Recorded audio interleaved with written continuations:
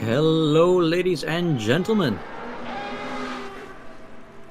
Just doing a quick audio check here. Sounds like everything is good this week. Hope you are all having a wonderful day.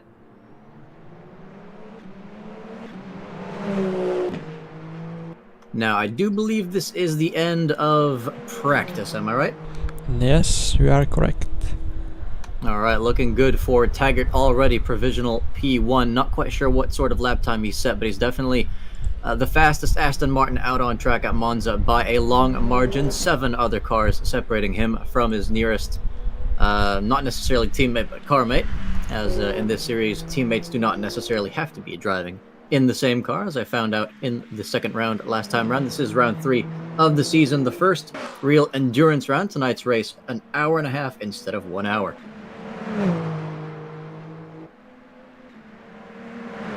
Just looking at some of the other drivers' positions as well.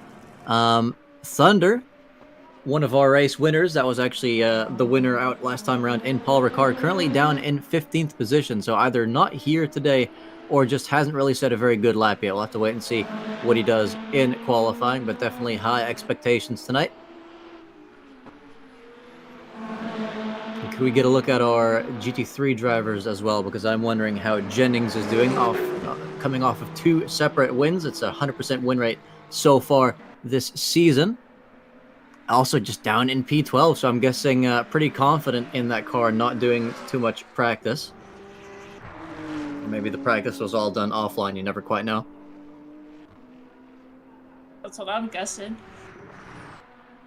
Yeah, we are at modern day Monza, still the Temple of Speed, but a couple of chicanes making it a bit more slow than the original track layout. I'm not sure, my fellow commentators, have you guys ever driven the original?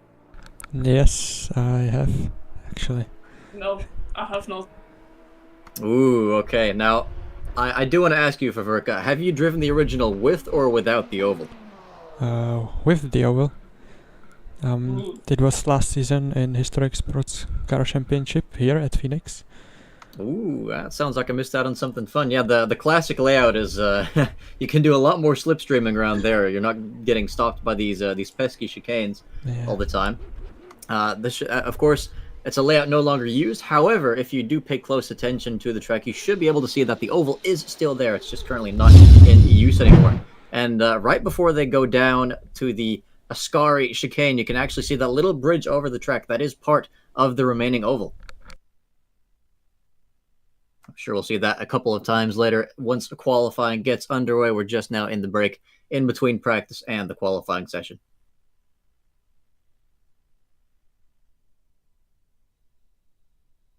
Now, I do think it's going to be slightly easier for our drivers to be letting each other through tonight. You got some tough corner sections in Paul Ricard. This is Monza, lots of straights, lots of heavy braking zones, so it's pretty straightforward as far as racetracks go. Just maybe have to be careful in the Ascari section because it's, well, left, right, left. That can always be a little tough, especially if you're going side by side. And if you are pushing it setup-wise, you may well lose the rear into that corner, so it's a very, very important braking zone going into there. Not the only famous corner, though, as I think turn 1 at Monza has gotten quite the reputation from both real-life racing and online races. Now, I'm not sure how many times you two have had some issues in turn 1 with open lobbies. Too many. Okay, and we are underway. Awesome. So Bartos. Half an hour of qualifying going in right now. Yeah. Bartos is the first out on track in his McLaren, right behind him the fourth driver, maybe Linus. No, Linus is further behind. Yeah, I'm glad we could see the track map just so you can get a good idea of how many cars are out on track already. If we can maybe take the hypercars off the screen on the top left as well, because we are only going to be seeing GT3s for the next 15 minutes. The quali split into 2 halves, the hypercars getting their chance to shine in the second half of the session. Now, I do wonder how many people are going to be using someone else's slipstream around here. You saw it for those who watch F1 in qualifying earlier for that race as well. Not everyone was doing it, but if you have an opportunity and a long straight in front of you, It is quite a nifty strategy indeed, and you can just see there the brakes on that Ford Mustang getting quite warm indeed, but yeah, it's looking quite stable through there so far. Yeah, I think we will see like a lot of slipstreams. I hope it's not gonna end up as F1 in Monza, like they're all going out at the same time and then it's all punched out and it's a mess.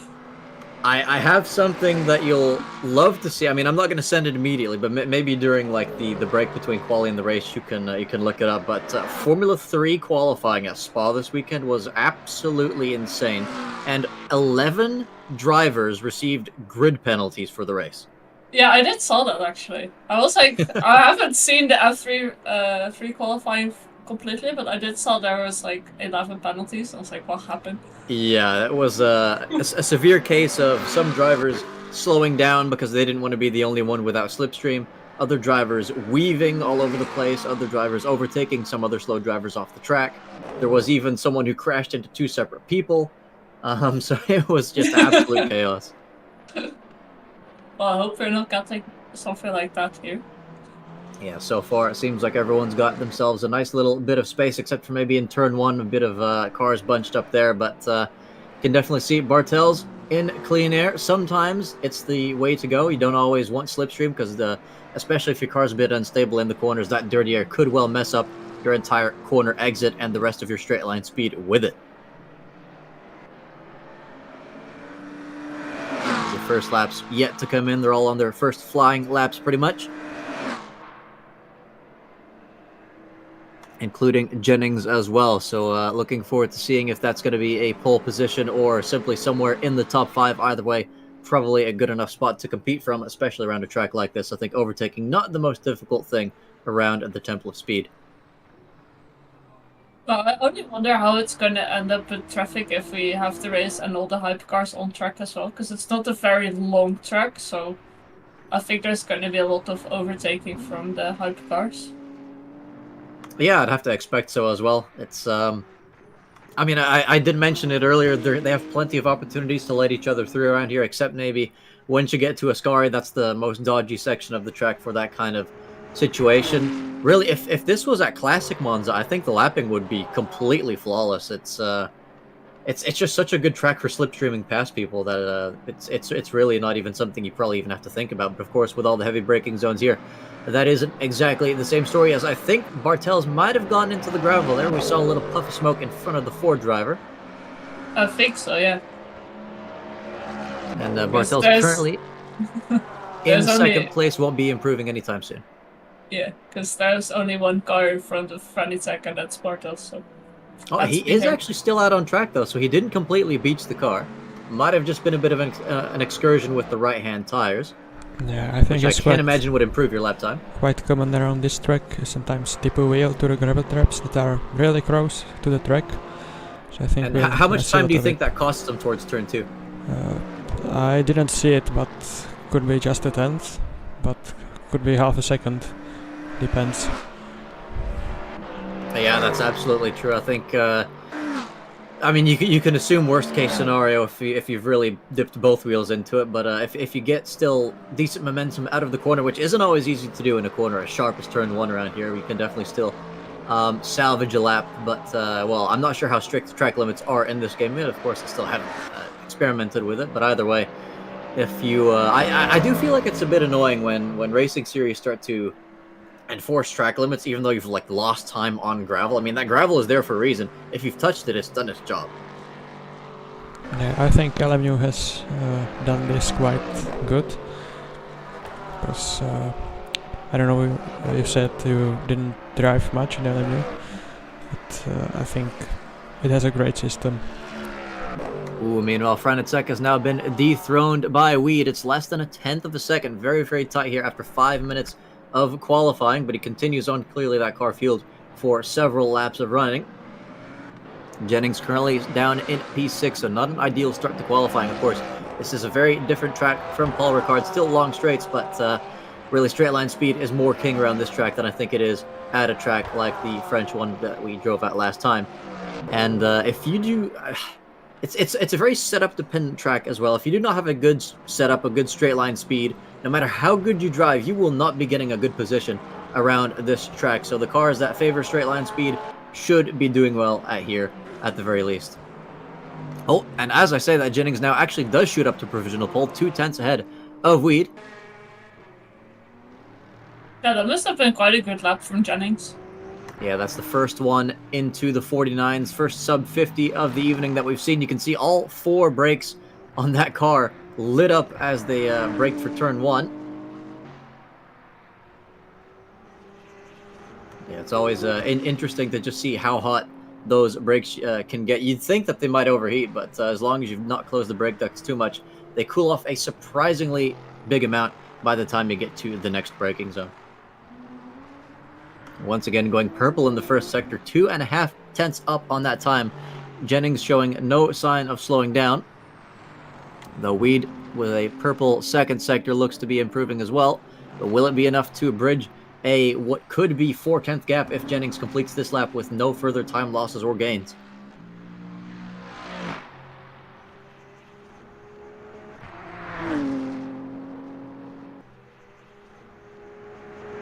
So we can maybe go for an onboard shot to see how they navigate the next few corners here. This is what I've been talking about. Ascari taking the inside curb here, kind of avoiding the curb on the right. There are little extra bumps there that you really don't want to touch too much. And now just hunting for some slipstream, although it's just, I think the distance too big to benefit from that at all. Yeah, that distance looks quite big, so I don't think he will get a slipstream from there. Yeah, I've heard some people say a figure of you can be around 2 seconds behind someone and still get slipstream. From my experience in other sim racing games, once you're more than 7 to 8 tenths behind someone, it kind of becomes negligible. So if you're about 5 or 6 tenths behind someone, you could definitely expect to start catching them, as Jennings now catching that even better time at 1:49.6 now, 4 tenths ahead of Weed, who doesn't appear to have improved on their previous lap, so that stays 4 tenths back, but in second, no, nonetheless. Quite a diverse range of cars as well. In the top 6, it's a different car every single position. A Beamer leading, followed by a Porsche, Ford, McLaren, Mercedes, and a Lexus as well. Just maybe some sad news for the Corvette fans. The fastest Corvette currently down in 9th position.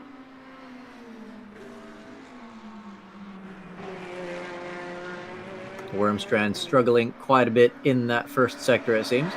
Although, actually, is that the split time compared to your own personal best, or is that compared to the fastest driver? I have no idea. But Looks like we'll have to do some more research. I think it's... As Wormstrand now navigates the second, well, the end of the second sector, beginning of the third. Once again, 1.4 behind. Not looking to be the lap of laps there. Maybe just warming up the tires a bit more. We did see some people weaving earlier. And that's an interesting thing about weaving, actually, is I've heard that it's not really been scientifically proven that weaving necessarily improves your tire temperatures, like, to a degree that it actually helps you.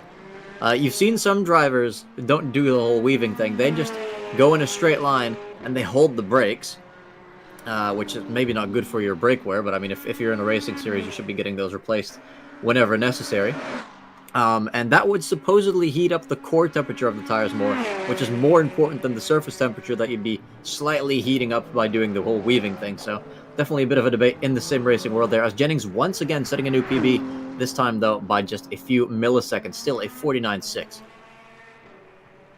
Yeah, we are into the last 5 minutes of qualifying. Seeing some positions shuffle now. Weed has improved by 2 tenths, it seems.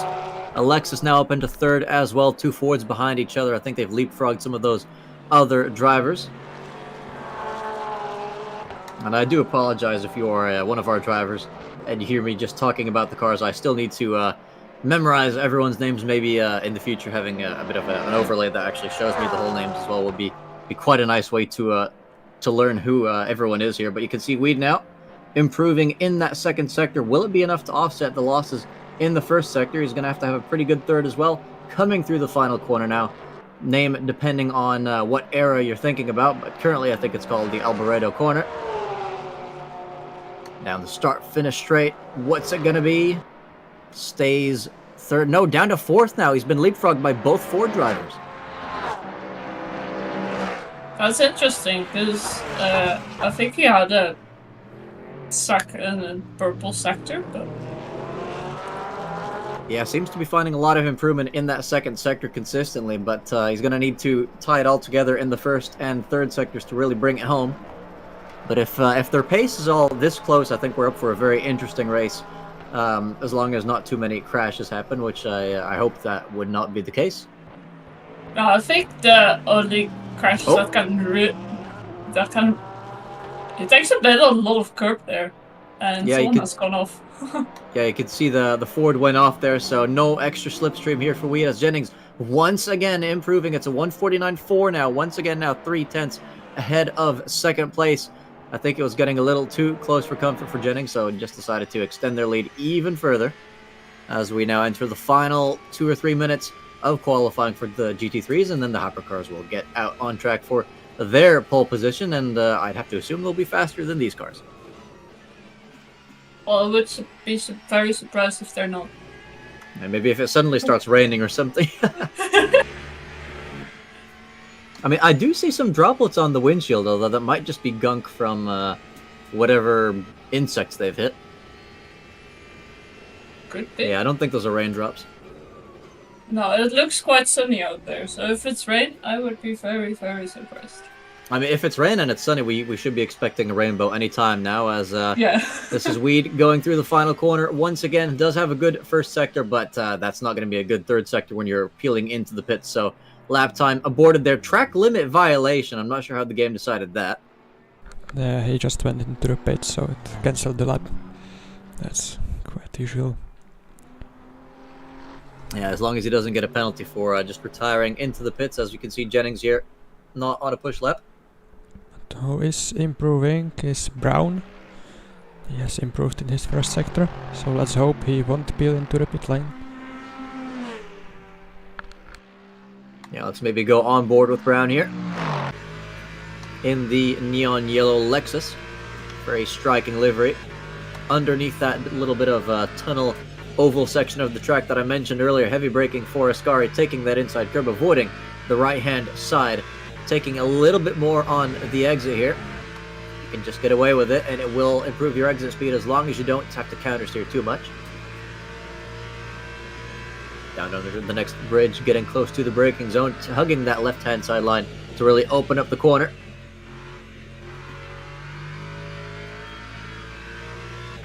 Using every bit of the track here on the outside. Cutting back to the inside now for the final stretch before the end of qualifying for Brown. And it's P6, does not improve in that final sector, but overall it is a slight improvement, just less than a tenth in every single sector. Just goes to show how consistent some of these drivers are. Shibora stays in 12th, despite their best efforts as well. I think he improved actually from P14. 2 places up. Oh, hey. Wait. Oh, I was confused because there's a Shibora in P14 and in P12. It's another battle of the siblings here. Well, I think they also have one other sibling, and they're in the hypercar class. If I'm not mistaken. Yes, I saw that as well. Could you imagine a whole league with just siblings? Yeah, that would be quite tough to commentate for, even once you do get to know all the drivers. I think you might have to start using all the first names then. Yeah.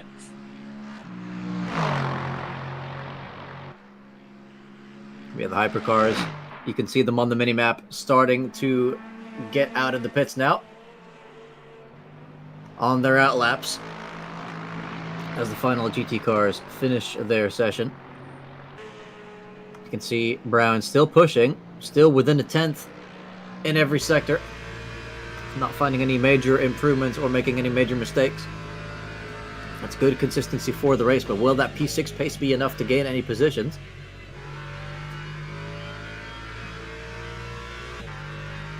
I actually think it will. But, yeah, he's coming in. Oh, he's completing his lap here. Yeah, needs to gain about 2/10, I think, to improve on that position.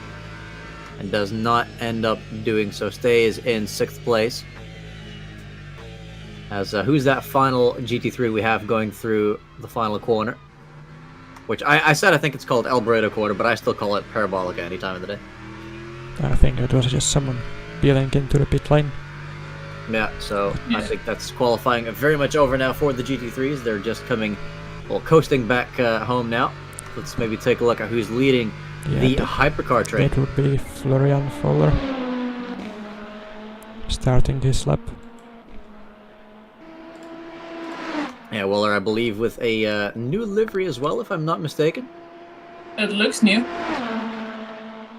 And hopefully new means fast. Now, down to the heavy braking zone of turn 1. Plenty of sparks coming from the car, losing the rear end as well. Barely making turn 1. That was a very, very close call, but will undoubtedly have cost him at least a 10th or 2. I think we have a yellow flag somewhere. It is that was early. Sandy Purgy. Oh, that's not going to do the rear wing any favors. How did he manage that? That's literally the entrance of Parabolica. How do you spin there? Yeah, Could I have have to been imagine that was contact. maybe avoiding another car. Let's take a look at the replay. Yeah, coming into the pits for some fresh body work. Okay. Give me a second.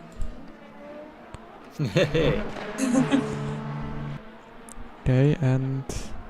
Ooh, Oh, yeah, avoiding another car. And doing quite a good job at it, I must say. But that backing up into the wall was quite unfortunate. yeah, he did not touch the wall, but when recovering yeah. the car back on track, he accidentally did. Yep. Okay, So, as we're watching that replay, no lap time set as of yet. We have 11.5 minutes left in qualifying. We're about to see the first laps coming, trickling in. Wohler currently in 29th. What position will he be in once he completes that final corner? Will it be P1?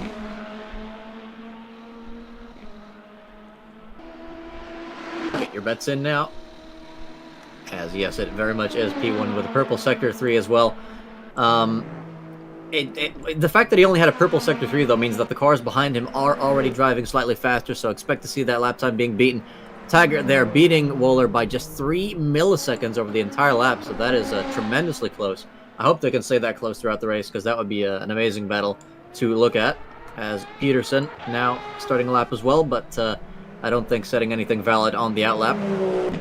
No, I'm surprised because he had a purple first sector, but someone else has got the fastest lap now. Need to check where that is. Also, good evening, Alan Brown. Thank you for joining us tonight. As we do have a new provisional pole sitter. Yeah, that's Christian Blaine, I think. Yeah, that is that an Yeah, 8/10 gap? oh yeah, you are that's right. an 8 Still going purple as well. My 7th. Oh wow! So yeah, these are rookie numbers here. Lots of massive improvements coming at the very least for Cruchon in the double-colored car here. Going to be getting a good dose of slipstream on this straight as well. Will there be too much dirty air in Parabolica? That's really one of the corners where you don't want too much of that. Well, I think he's actually getting... He might get a slipstream here from Wohler. Oh, there's someone off in Parabolica, in Ascari. Have they made contact with the wall? And there's another driver off as well. It's absolute chaos in Ascari. And he's been forced off the track. I think Lap time invalidated due to someone else's mistake. Very painful indeed, but still 10 minutes left. I think stewards will have to take a look at this. I think he'll be reporting this incident. Yeah, of course, if you do lose control of the car, it is your civic duty to hold the brakes so your car is predictable and at least doesn't get in someone's way unnecessarily, as Peterson improves his lapping, takes provisional pole for all of 2 seconds because Cruz back up into pole position somehow, but will that lap be valid? That's the biggest question. For now, it looks like it will. Lock up turn 1 interest. won't be setting a lap on this occasion. I would say doing quite a good job at navigating that styrofoam chicane, but it looks like someone else made it slightly easier by taking out some of the boards. Well, maybe they should just have like one of the drivers go through all these boards, and then all these boards are gone, and then it's easier for everyone. I'm not sure if that's allowed, but why not?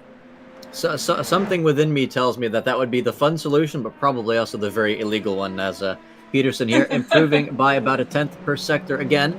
If he keeps this up, that would be enough to take back provisional pole, but considering that Krush got the pole time despite someone else getting in the way and having to dodge, I mean, there was a 7/10 improvement in Sector 1 alone. I think there's a good chance that the pole time will continue to drop. Where it currently is at is a 36.5 as Wohler sets a new provisional pole.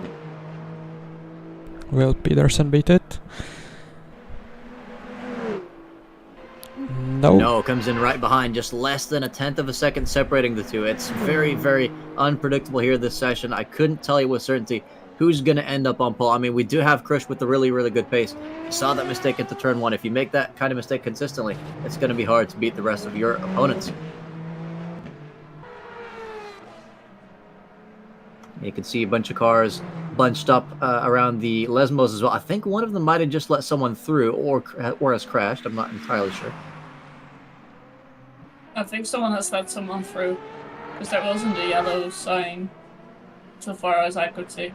Yeah, might just be hoping that that little act of generosity will net them an extra lap of slipstream on the next tour around the track. But you can see quite a few Cadillacs in the top 5. It's 3 out of 5. That is quite the strong record there. All within 3/10 of the provisional pole time, so it's looking like it'll be quite an exciting evening for the hypercars tonight. Again, race is an hour and a half long. That is 50% longer than the previous hour-long races. So either it's going to be plenty of action tonight or a little bit of extra time to take a nap if all the action dies down. I'm confused. Val Thunder and Barry are still in the pits. I think They haven't said a single time. Yeah, I think they are not attending this round. Yeah, that is quite unfortunate. Val Thunder, the winner last time out for the hypercars. But at the very least, I think we won't be lacking any competition considering how close these times are. You can see Andrew Taggart now beating Peterson. It seems like they're fierce rivals this season by just 5 milliseconds, both within a single tenth of provisional pole. Still, though, 6 minutes left to go in this qualifying session. Anyone of, let's say, I can't even limit it to anyone because look how close they are. The entire top 10 within half a second. I mean, just getting slipstream from one car is basically the difference with that. Nia could get pole just with a really good slipstream. Not sure anyone is really willing to give slipstreams, but at the moment they're all bunched up in the first chicane again. And there's a yellow there as well. Yeah, see, if you're... It's not too serious there. Yeah, I mean, the thing is as well, like, sometimes people are just going to give unintentional slipstreams. Maybe you're trying to get as many laps in as possible, and you don't want to stop, and if someone's behind you, then so be it. Some people aren't going to give freebies like that, and they will sacrifice their own lap to make sure someone else doesn't get their slipstream. But, yeah, we'll have to see what kind of strategy pays off in the end, as we can once again see a driver, Taggart in this case, navigating Ascari quite cleanly. You can see using quite a few inputs there on that wheel. Clearly not a controller driver. 300 kilometers per hour before the braking zone into Parabolica. Just opening the steering ever so slightly till he's ushered the car into the edge of the track, then cuts back to the inside, scrubbing the tires a little bit, but taking the shorter line, and takes provisional pole by exactly 1/10 of a second. Now a 1:36.4 to beat.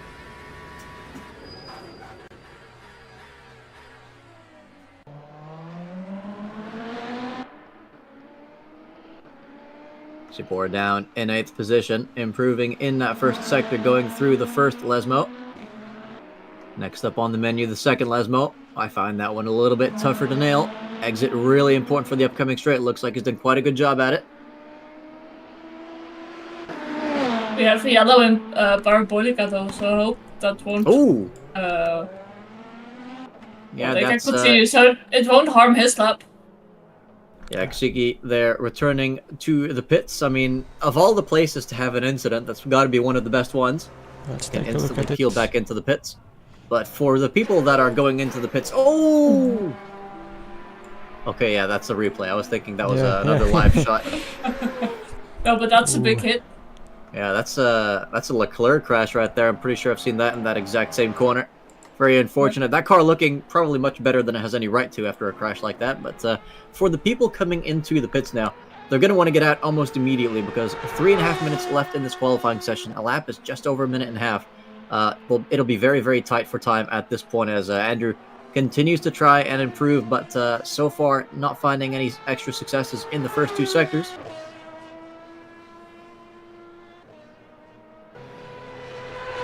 As he crosses the line once again, an even slower third sector. Maybe those tires have had it. Either way, though, can't blame him for trying. He's had a good session so far, still leading this pack of hypercars. 3 minutes left on the clock. And here's his Burgi, teammate, if yeah. I'm not mistaken. It's quite a flashy livery as well. Quite like that one. Pretty decent second sector. We'll see what the third one's like. Scotland is setting up first purple sector. Ooh. From P11, that's quite a stretch. He's 7 tenths down right now. Well, Could that be a dark horse in this pole fight as Burgi now puts it into P4? Let's take a look at him. Yeah, I mean, wait, is that a 2 millisecond difference to the driver behind? That is insane. Yes, you are right. Yeah, and I mean, even just a small improvement of like a tenth, maybe 2 tenths, that could gain you several positions when everyone is this insanely close. You'd love to see it. It looks like he's improved for more than a second. Which, Yeah, it's not quite enough. Oh, as he's locked up. Yeah, into the final corner. Could jeopardize that final sector time. But wait, I'm not seeing a sector 2 time. I think he might have skipped some corners. Oh. He's going into the pits. Yeah, I was about to. He hasn't gained enough time to have skipped the first chicane, but he wasn't setting a sector 2 time, so something was definitely amiss there. So, bit of a false alarm there as Andrew continues to lead now with just 1 lap's worth of time left remaining. Anyone in the pits now will be retiring from qualifying now. The only one improving on track is Sandy Burgi again. 1 tenth improvement in the first sector, 3 tenths in the second.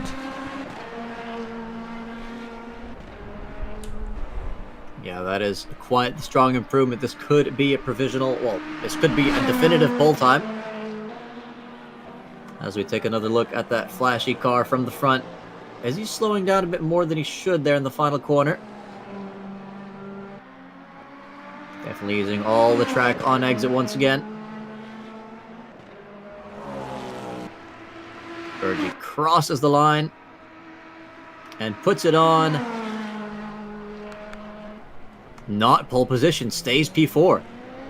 I have to wonder if he was maybe just, maybe he made a mistake in Ascari, abandoned the lap before the final corner just to make sure there were no lockups. And of course, if you cross the line with some time left, you can still complete that final lap. So I think that's what he's banking on.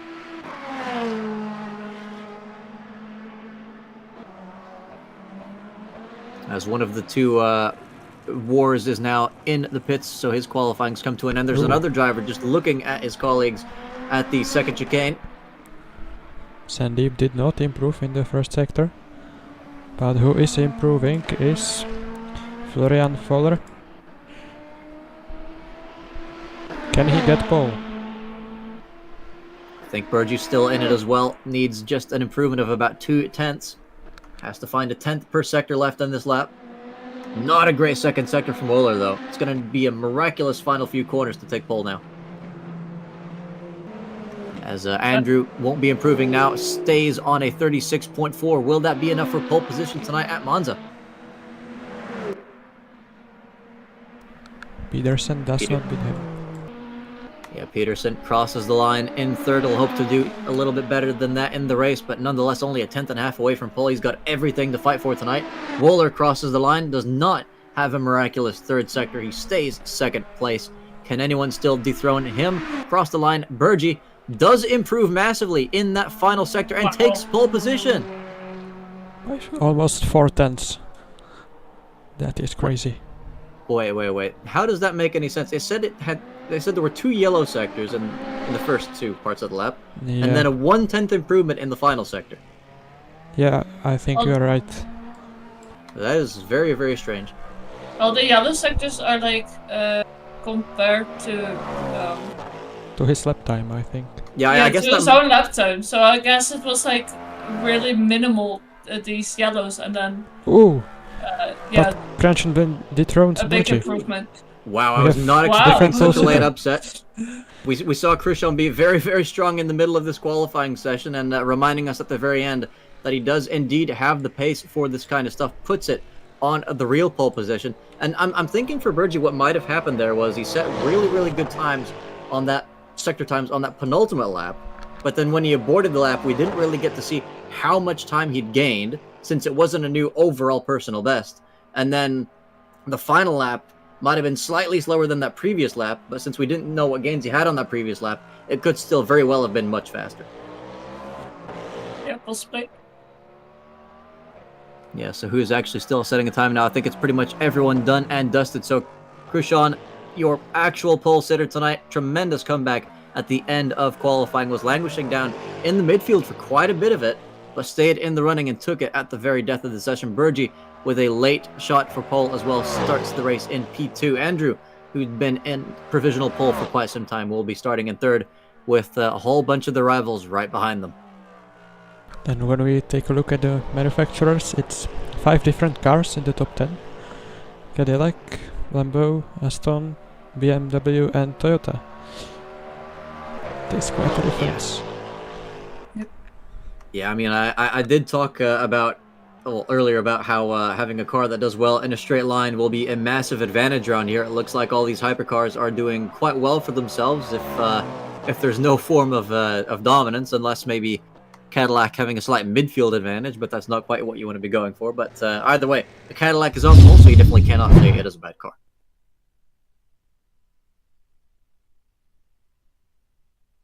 Ooh, and we do have Perry in the chat. Says he got a quali ban for some shenanigans in last week's race, kissing a GT3, and the double right-hander is against the rules.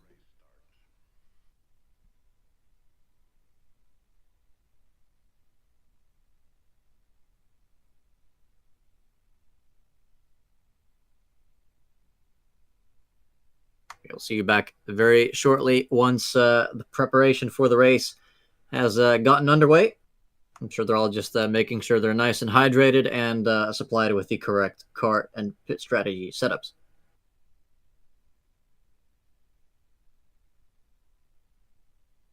If they have a quali ban, they can still race, right? Yeah. Yes. They just can't They'll go just out be- of the pits in quali session. Yeah. So they'll be starting from the back of the grid.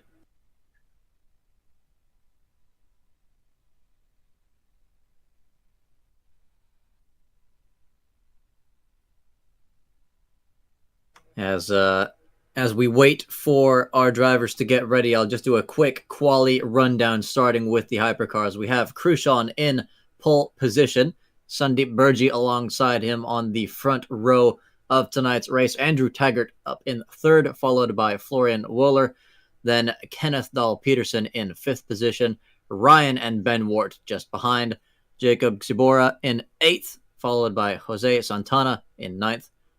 Rounding out the top 10 is Ben Neal, followed by Callum Scotland, David Ksicki, Sven De Haas, and then for the remaining cars, they're all GT3s. We have Levi Jennings on pole position, Ivo Franicek. Sorry to interrupt you, but we are underway. The formation lap. Oh, wow, they're already at the end of it. Okay, that's faster than I expected. It's a shorter one. They don't do the full one. All right, we have Linus Spokauskas in starting the GT3 race in P3. I just wanted to quickly at least get the top three there. I hope they all get nice and clean through the first chicane. That's, I think, the biggest question. Don't jinx it now. We've seen enough commentators' curses already. As they all slowly round the final corner. The hypercar is ready to start this race. GT cars will have to wait just a little bit. Krishon with that crucial inside line into turn one. Green flag, green flag. And they're all going full speed ahead. The race is underway. You can see a great start for Krishon. Burgi already side by side with could be two other cars into turn one. They already make some slight contact behind. Looks like they've all settled on the straight bit. Will they do the same for the braking zone? There is a bit of contact there as they go 3 wide through the chicane, taking a lot of curb, but so far no major deaths as people are disappearing from the screen. Looks like that's a false alarm, though. Everyone has managed to survive turn 1. This is not an open lobby professional racing. You love to see it. Burgee, though, under pressure from Waller into the second chicane. Waller having a look, does not decide to dive bomb, though. You can see Burgee went a bit deep, does get compromised on exit, giving Waller a really good run, has to defend severely. I think they might have touched.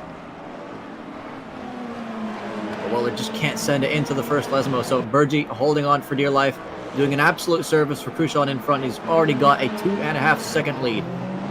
Pedersen has lost a lot of places. Oh yeah, something's He's down happened in to him. 8. I think he might have rear wing damage as he's getting overtaken now by GT3s. Oh, you're right. Yeah, he has. He is missing his rear wing. So a dramatic start for Pedersen, not what he would have wanted. Now behind all other cars in this race. Will be coming into the pits for some lengthy repairs as well. The exact opposite is for Kenzo Cranchenblind. He has a great start, already a 2-second gap to Burgee behind. Yeah, I mean, you really couldn't want a more perfect start than that. Just enough chaos to not cause any sort of safety car. And just enough to get a really, really good gap as well. So Waller still putting pressure on Burgee for second place. We'll see if there's enough slipstream to try anything into turn 1. Doesn't quite seem like there is just at this moment. But they're all still within each other's slipstream. No major mistakes yet from these guys. Oh, yellow flags. Oh yeah, someone's off in Parabolica. So that is Jacob again. Oh. Yeah. Wait, so was that not Pedersen in the wall earlier? No, this is Shimura actually. Oh, okay, Pedersen, so yeah. Pedersen just lost a lot of places. He's down in 8, but Oh, Shimura he really has the wing damage. Yeah, I assumed the worst there as, I think there was, okay, I can see Burgee now has a second lead over Waller in third, so he's definitely managed to open a bit of a gap there. But yeah, apologies to all the Pedersen fans. He's not actually down in 28th. That is the unfortunate fate of Tsubora instead. Krushan continues to lead this race. I think there's some action there in the midfield of the hypercars.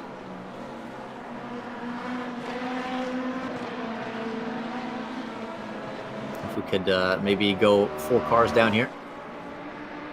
Yeah, I think that's the worst siblings.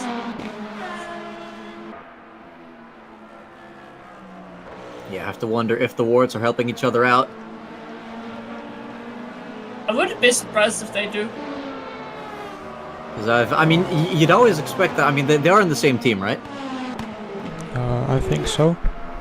I mean, you'd always expect teammates to help each other, but I've seen plenty of leagues where the teamwork within a team was quite minimal, really.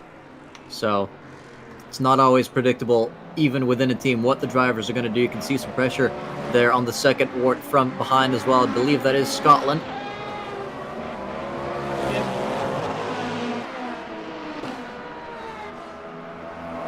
Seems like Krushan in P1 has got that gap down quite consistently. It's just over 2 seconds. Makes you wonder if he'd been able to pull a gap like that if it wasn't for Burgee's ardent defense behind. Definitely not pulling away by any means. Oh, as there's even more action there behind in the second chicane. And that's an overtake. Is that Pedersen in the green car? He's just managed to overtake. Oh, who is that there? I can't see the name. I can only see the top 8 in this class. Either way, though, Pedersen has knocked himself back up into the top 8. And he is the only one on a different strategy. From the data I can see, everyone is on mediums, but Pedersen has opted for 3 hard tires and a medium on his right front one. Fascinating. So he shouldn't really be suffering from too much tire wear at the very least. Might be lacking a bit of pace early on, though, as hard tires won't be quite as grippy as the mediums. You can see the car behind there very, very much in the slipstream, having a good chance into turn 1. May well even get the move done before. We'll have to wait and see who has the better straight line speed on board now with Siki. It was, in fact, this car that he overtook for P8. Could well be re-overtaken again. Siki looking down to that inside line, side by side into the braking zone for the first corner. And They stay side by side for the middle part of that chicane. Who has the better exit? It's not Ksiki. Now under threat as well. This has turned into a 3-car fight for P8. Ksiki continues to put on pressure. Didn't get the best exit, but I think using a little bit of energy there to really put pressure on Peterson up ahead. Takes the inside line for the next chicane and gets the move done. Very clean driving from Ksiki here. And But it's still not over yet. It's compromised his No. exit a little bit into the next corner. Oh, barely managed to hold on around the outside. But this is a fight that will be lasting for quite some time if they keep it up like this. You love to see it. Peterson now in the slipstream down towards Ascari. Not immediately getting a better exit though. Who was going to take the inside line here? Absolutely no one. They all follow the racing line into this tricky corner.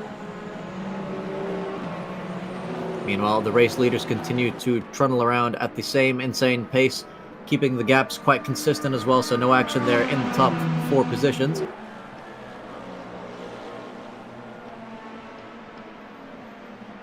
I feel like Peterson might try it again in the first chicane.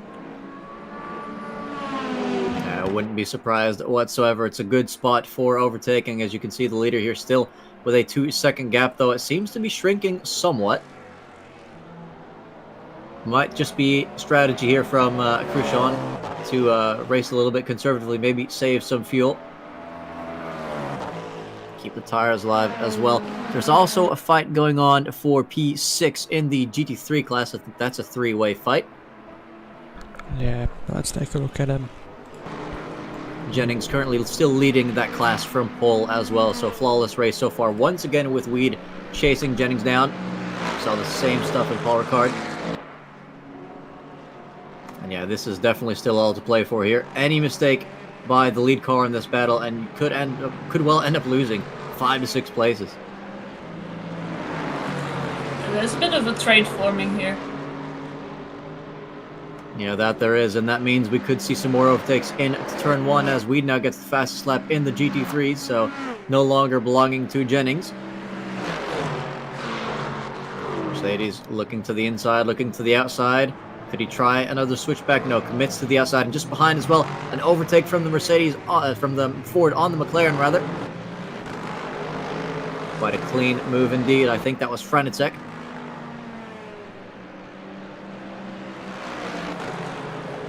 Well done to him for that one. The Lexus able to hold on so far. Brown defending quite well.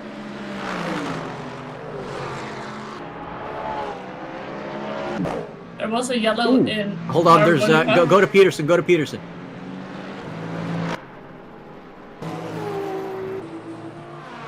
Okay, something's happened to Andrew actually.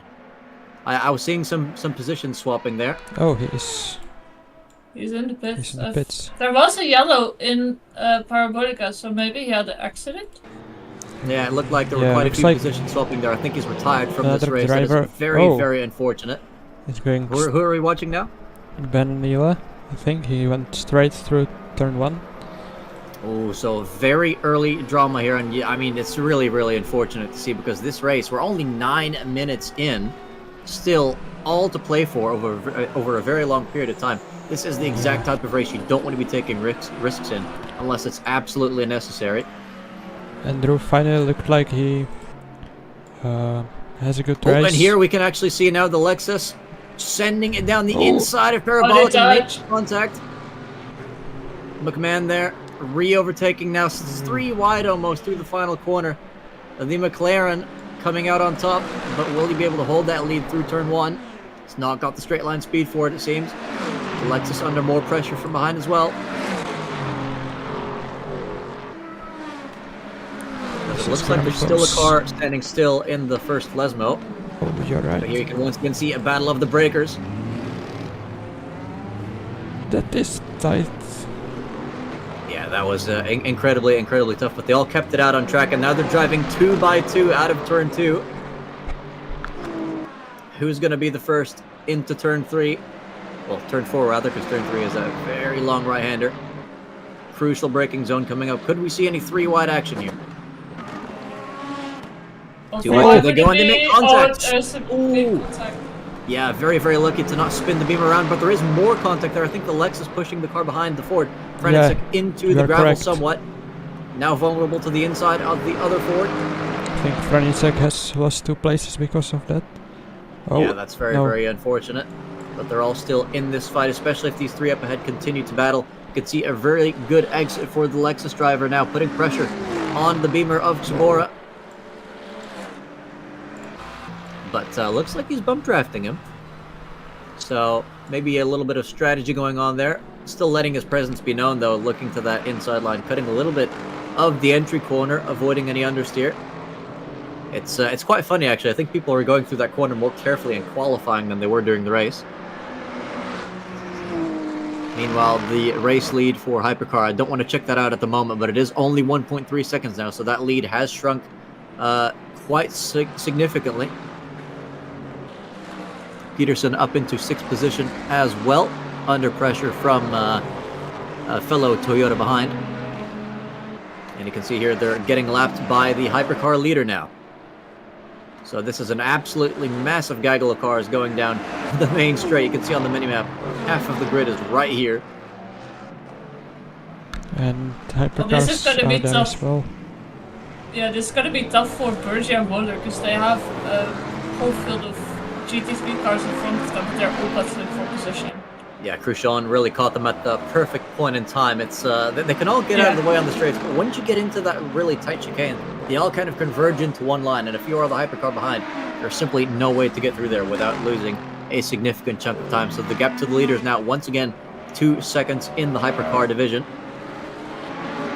The GT3 fight, though, continues on. The Lexus driver once again getting the better exit out of that chicane. Will he send it into the first Lesmo? He has the opportunity to. He does. He does. He absolutely does. And he's managed to get the move to stick. Can he keep this position into Ascari? And I think he very much can, because that was not a good second Lesmo from Tsuburra. So lost the position there, but fought it fair and square. Holding that inside line, though. Is there more pressure from behind? Ooh, it's a Hypercar just weaving through the traffic. Yeah, of course, if you are massively involved in a lower class fight, you may well end up forgetting that there are people behind that will be very impatient to lap you. As I think pretty much anyone in a Hypercar would be. Well, there are some blue flags showing on the small screens on the side of the tracks. So. Yeah, but if you're staring at your opponent's bumper and all your focus is there, you won't be looking at those tiny few pixels.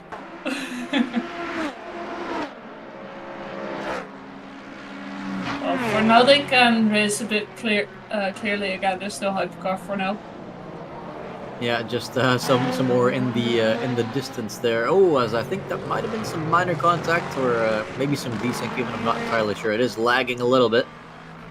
You can see Wormstrand putting pressure on a Toyota up in front, or is that no? That's a Lexus. Sorry. That's a Lexus. That's Elico in front of him. This is battle for P4. Oh, and that was 3 wide with a lapping Hypercar. Very, very risky stuff, but they're side by side now coming into the next chicane. Wormstrand coming out on top for now. It's quite a nice car, that Corvette. It's not the worst car to be staring at the rear of. You can see Hypercar does not want to be doing any of that. Just passing them both in the Lesmo section. And Cruchon, after losing about a second earlier, seems to have really stabilized that gap against, once again, about 2.5 seconds. Yeah, I think it was mostly because of these GT3 cars. Like, you had them on a very, very annoying spot. Now, for those just now joining us, we have already had at least one retirement in the Hypercar class. We've unfortunately lost Andrew Taggart, who had a pretty good start to the race tonight. An early, well, what we think was a crash has ended up sending him to the pit lane and out of the race for this evening. Oh, actually, he's been in chat. We didn't notice him. His PC crashed, so that's why he's out of the race. That's unfortunate. Yeah, that's some soul-crushing stuff at the beginning of an endurance race. So thank you for popping in to enlighten us, Maverick. I hope you do enjoy the stream, maybe for your teammates' sake. as they all pile drive down into turn 1 again. There's more lapping action. You can see GT3 is struggling to get out of the way in the middle of a battle as well. Who are those two behind them fighting? I think there was a yellow car back there. Oh, that must have been Franicek. Ooh, Yeah, the two Silence Fords goes once again wide. dueling. And who is that flying off the track? It's Zaboglo. Yeah, Getting overtaken. That is a position loss there. One of the Beamers overtaking him by taking turn 1 cleanly. Someone asking what the qualifying pace was in LMGT3. We have the screenshot right here. I'll quickly pull it up. Yes, so Levi Jennings' pole position time in the LMGT3 was a 1:49.430, with several drivers close behind with a 49.7. The pace Yeah, setter. so far go the ahead. top 3 in the LMGT3 hasn't changed. Yeah, which I'm sure that's maybe to the frustration of the two who are not in the lead, because if you're just staring at the back of someone for so long and you don't see them making any mistakes, that's not going to be giving you a whole lot of hope for the rest of the race, which admittedly is still quite lengthy. There's still an hour and 13 minutes left to go. Anything could happen. We'll be seeing people's strategies. Maybe some of those will fail, some of those won't. Anything could still happen off and on the track. I think we might Now have that a gap. fight for P2. As Florian Fuller Yes, we is do. catching Burgess. Yes. Yeah, that gap now to the leader, 3.5 seconds. So Burgi, I think, maybe losing a little bit of pace there. They have a massive clear track in front of them as well, because the rest is all still on the main straight. You can see Burgi I'm just coming going a to little the- deeper into that previous corner, maybe struggling with that front end a little bit.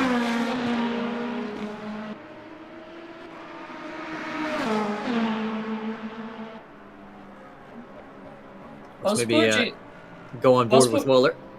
was Burgi allowed to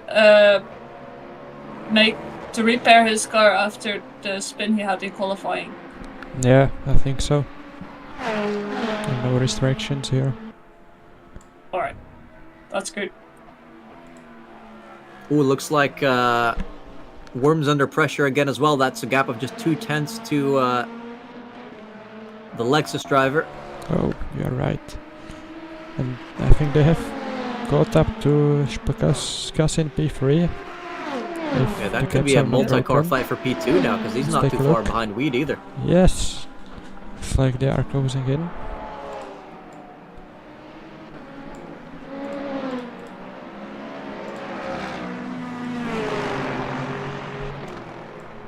As that's plenty of slipstream here for, is this Elico and the Lexus, yeah?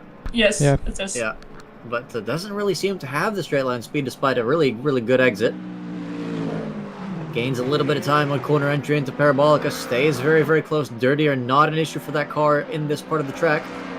But of course, Wormstrand does have slipstream as well into turn 1. Will the double slipstream do anything for Elico here? Does not look like it. Yeah, it'll have to be a battle fought on the brakes if there's any overtakes in turn 1 on this occasion. You can see Elico deciding to not risk it, just gain a little bit more time on the brakes, but not going for any move. They're both gaining on Spokoskas. Oh no! Yeah, never Elico mind. has That's the spun. commentator's curse. Nasty half spin for Elico there. That'll take quite a while to catch back up if the two ahead don't get into too much of a fight. Well, I think they will, because it's a battle for P3. I think we had another spin or something, as I saw a yellow flag at T1. Let me try to find the replay.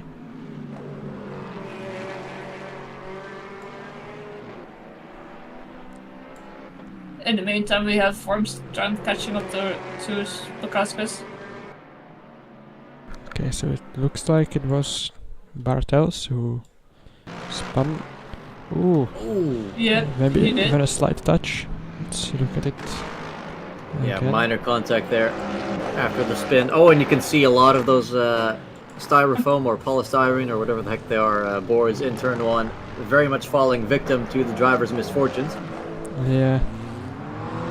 We took one with him. Meanwhile, Wormstrand looking to take Spokauskas' P3 with him as well. Practically tailgating him into Parabolica. If there's no overtake here in turn 1, I will be shocked. This may be it's only try a before bumper turn cam 1. here. Yeah, very, very much possible, but it looks like that Ford does have a pretty decent straight line engine here. This is pretty much what he'd be seeing in the mirrors if he was looking through them like this. Holds the racing line into turn 1. No risky braking maneuvers from the car behind, but oh, that's just so close. Wormstrand braked really late going into the first chicane. Yeah, very much trusting the braking performance of that car. Now, you have to take in mind as well, if you are a car on the brakes right behind someone else, your braking performance won't be as ideal as it usually is because you have less resistance from the air in front of you, which means your braking will be slightly worse than it typically is. There's always something to really take into account when racing in the braking zones like that, and something which unfortunately causes a lot of incidents between drivers as well. Well, he did seem to have lost a tiny bit of time with that braking. Yeah, the exit there, very, very crucial out of turn 2. It's a long stretch before the next chicane. But as you can see, as long as you stay close enough, plenty of slipstream to recuperate that, as long as you don't make a mistake in Ascaria, which is coming up very, very soon. Braking for the corner. Now you can see very different lines into the corner. Quite a late apex from Spokauskas. I think that was actually a bit too late. It's cost him some time. Yeah, because Wormstrand is now really on his bumper again. Yeah, Wormstrand might even have a look into the final corner now. I'd probably risk it if I was him, but Spokauskas defends against it. Forces Wormstrand to the outside. I don't know who we're watching right now, but this is not the right battle. Sorry. And they're side by side through the final corner. Spokauskas holds on the inside. Can Wormstrand slingshot around the outside? No. Has to go back into the slipstream. Will he go to the inside this time? We saw Spokauskas defend it before. No, it just decides to take the outside line into turn 1. Will that be the better move? I kind of doubt it. I think Wormstrand has the inside on the first corner, but then it's Spokauskas who has the inside on the second one. But Wormstrand has a much better exit. Yeah, it's just Wormstrand positioning his car well for that exit there. It's when you have the inside line into turn 1, is like you can kind of afford to send the car just slightly harder to maybe mess up your opponent's line as they're turning into the corner from the outside. But Spokauskas still has a chance into the next chicane, but decides to not risk it for now still more than an hour left in this race. You wouldn't be blamed for having a cool head right now in the race. Meanwhile, in the hypercar clash, just a quick race rundown. Still, Khrushchev leading this race with a 2-second gap to the car behind, so a second lost from that lead. Wohler still putting pressure on Burgi, but it's not turning into anything just yet, and they're all three of them are pulling away from the two wards behind. Yeah, Wohler is still quite close behind on Burgi, and I think Spokauskas is going to try and retake Wormstrand here. Yeah, absolutely. This is one of, I mean, this is the type of battle that you just love to see, where it's not over until it is over. Someone overtakes someone else, tough luck, that fight is not over yet. They could come back at you. Yeah, I think he's going to give it a try. Into Parabolica they break. You can see slightly later apex once again for Spokauskas. But will that straight line speed that we saw on the previous laps help him to slingshot past Wormstrand? Seems like the slipstream in these cars isn't necessarily the most powerful. He's not really gaining much at all. No, it's more the braking and the exits of each corner that does it. Yeah, definitely seems like it. As they both navigate the bumpy turn 1 chicane. Little bit of time gained for Spokauskas, so better slipstream into the second chicane. The exit that Wormstrand has may well be enough to defend into that corner. The gap in Hypercar has actually grown a bit again. It's up to 3.5 seconds again, so maybe some lap traffic causing some evolutions there. But if we take a look at Burgi and Wohler, the gap between them is still around 1 second. So we thought that there would be a battle, but Burgi is still in front of Wohler right now. Yeah, I mean, we did see Yeah. Burgee with an absolute ironclad defense earlier in this race, so maybe Wohler is just waiting for a really easy chance to get past, which you never know if you'll actually end up getting that, as you can actually see the race leader now overtaking the P3 fighting GT3s. Yeah, they made really nice space for him. For Kershaw. Right behind them we can see Burgee and Fuller. Yeah, still in contention for the race lead. That gap still 3.5 seconds, but one spin will cost you more time than that. So anything happens to Kershaw, Burgee will inherit the lead. It's good timing for Burgee, not the best for Wohler though, still behind one of the GT3s through Parabolica. Can't quite take the full advantage of the full outside bit of the track there. Compromises a little bit, loses half a second's worth of time, but considering how consistent their pace has been, I think we'll still be in the fight for P2, however long it may take to actually complete that fight. Meanwhile, there is still the fight going on between well, our two GT3 drivers. And actually back here as well, this is one I cannot actually see because I can only see the top 8 in the overlay. I think the car in front, this McLaren is Bartels. And then it's Shibora behind him. Yeah, so these guys have been involved in fights for quite a while as well. Even Yeah, if they're... Bartels was the one with the spin earlier. So he might have dropped a bit. Yeah, we've seen Shibora involved in quite a bit of battling as well in that NASA car. Definitely goes to show that even if you spend most of your race off screen, that's definitely not necessarily a sign that you're having a boring time. As I think Spokaskas is once again half a second away from Wormstrand. But yeah, around that part of the track, it's just not enough to go for any sort of move. As I think was that a bird in the screen just now? Yeah, it looked like it. I think so, yeah. They even simulate the birds in this game. Maybe not quite a bird strike though. That'd be a little over the top. Well, as long as they don't do Fernando Alonso and drive like into the birds. Wait, he drove into birds? Yeah. Oh goodness. I think like 2 at the same time. if I recall correctly. Well, either way, it's lots of clean air for Wormstrand into turn 1. I don't see him under any immediate pressure from Spokoskas. Maybe that lapping hypercar can hold him up a little bit in turn 1, but you'd really hope, for sporting reasons, that that's not the case. Spokoskas gaining a lot of the brakes again. Oh, and actually, let's go quickly to Wohler. He's only 2/10 behind Burgee. 1/10. Oh, almost had a look into, I think that was, yes, the first Lesmo. So not sure what's happened here, but Burgee's suddenly under a lot more pressure than he's been in almost all race except for the start. It looks like Wohler yes. maybe seeing that gap growing to the leader and thinking he's spent enough time losing time here. Yeah, he has lost half a second last lap. Could be traffic, but also a lockup. Ooh, a lockup. We see another one here. Yeah. Too many of those and your tires will be screaming for an early pit stop. Or maybe that's his plan. Go for undercut.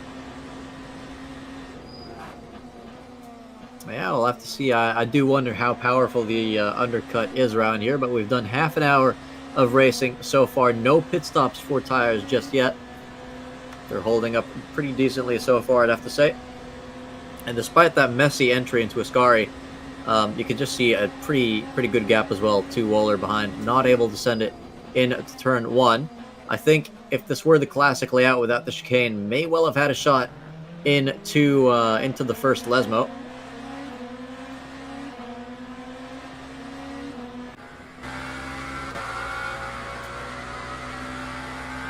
We're now on board with Burgee.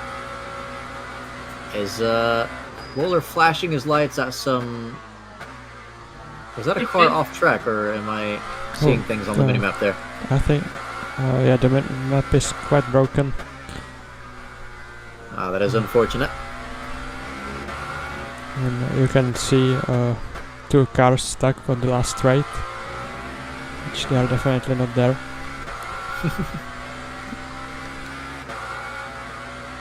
That's the souls of drivers who couldn't make it tonight.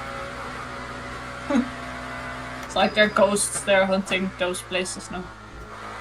Oh, that would be quite something if if everyone's ghost of maybe like their personal best lap kept driving around the track every lap, and then you could maybe try and follow your own ghost or get distracted by someone else's ghost. Oh, the ghosts are so awful. Like, they are so distracting because you can drive into them, and normally I use other cars as like a braking block because my braking is really awful. But then if you try to brake into your ghost, you cannot because you drive literally through. It's horrible.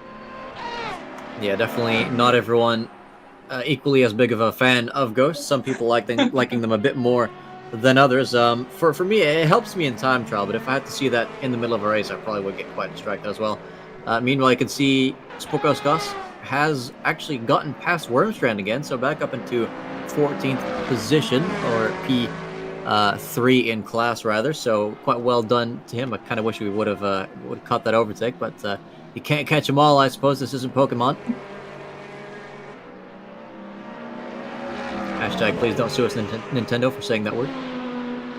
But you can see Wormstrand here with plenty of slipstream into turn 1. Even though the slipstream's not crazy around here, I think there's a good chance for a move. We'll have to watch out for the hypercar behind as well, though. Hypercar's passed. Opportunities are open. Oh, there's a yellow flag. Oh, there is. And Whoa, what is this? Oh! I think... Well, now we know what caused the yellow flag, but what was that formation thing? Was that yeah, I think, replay of the start? Yeah. I think I might have accidentally put it a few seconds behind. And here's Spokoskas almost accidentally letting Wormstrand through, but still has enough straight line speed to hold it into that second chicane. These two may well be fighting for the rest of this hour. That would be nice. I think Birch and Will are also back at it. Yeah, Burgess had the fastest lap, extended the gap, but on this lap again he lost out as the leader sets the fastest lap. Now, I will say as well, Elico had that small mistake earlier, has not been able to rejoin this fight, is stuck currently with McMahon fighting for P5 behind. Just look how close Wormstrand is getting here.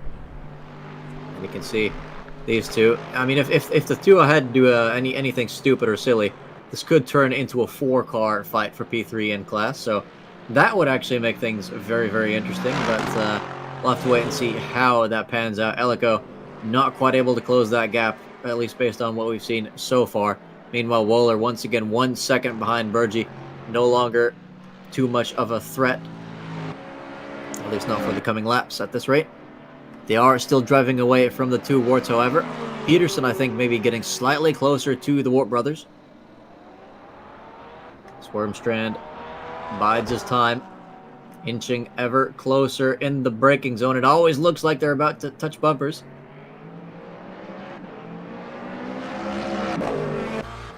I think Spokoskas has a better exit here, going out of the first chicane. Yeah, and that's really what matters more. If you can get like a little nose into turn 1, it's not really going to help you much if you just have a bad exit through the next corner. You really want to get optimal exits onto every single straight around here. That is how you get fast in Monza.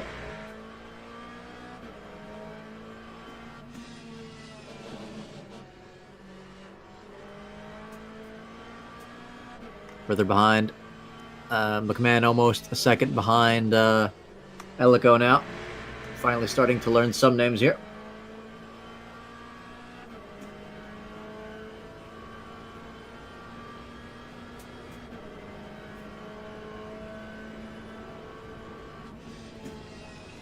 Mulder's really close behind Burgi again. But got Is to he? keep Is switching. he? Yeah, One it was second. like... It was 0.7, now it's back to 1.4. Yeah, I mean that's the. Oh, there was some Ooh. gravel There was some in the air. I'm smoke, not yeah. sure what that's from. I feel like Water might have gone through the gravel a little bit.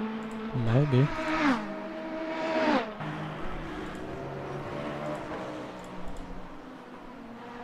Yeah, it's that is of course the one minor downside to live timing updates is that sometimes if they're going into like a heavy braking zone, it'll suddenly say, "Oh, they're super close," because of course they look like they're super close, but with the acceleration difference, tends to be a bit of a bigger gap than it at first seems. Yeah, because that gap has definitely widened up. We have a yellow flag. Yeah, there Somewhere. was someone Yeah. had gone off in Ascari. I think Ryan here. Yeah, not the first time tonight. This seems to be a difficult corner for quite a few people. Let me pull up a replay. And... Ooh, Oh, Ooh. it's a and nasty that's one of the Warp brothers as well. So that Yes, means you're Peterson and his fellow Toyota driver behind have now gained a position. Actually, Well, quite a few people have. That's Santana behind Pedersen. let's take a look at the overtake. Oh yeah, between- never mind. Wart's recovered to P7, so it's just Peterson and Santana. Let's take a look at the overtake between Linus and Emmerich that we have missed. Ooh.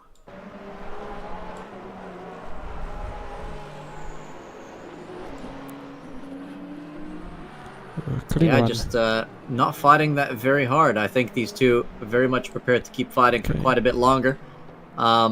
If it's a long race like this, you don't always necessarily want to crush the opposition because that may end up being a very lonely race for you. As I just saw that we've missed the Burgie overtake. Wohler is up into P2 in the hypercars. Oh, Yep. I feel like Burgie might have made a mistake because it's Yeah. 1.7. Yeah, Okay. that's quite the decent swing there. Maybe going off the track. I don't think it's enough for a half spin. let's take a look at the replay again. Traffic. Ooh, Oh, Oh, there is a lot of traffic. controversial. okay. Two GT3 cars deciding to do the exact opposite to get out of the way and costing one of the lead drivers in the hypercars to lose second place. Can Burgie recover that now? It's a fairly decent gap, almost 2 seconds, and it looks like Wohler is pretty much homing in on the race leader now. Burgie may well have been holding him back a bit with the dirty air. I think we might be seeing some pit stops very soon as well because these cars getting pretty low on that energy bar.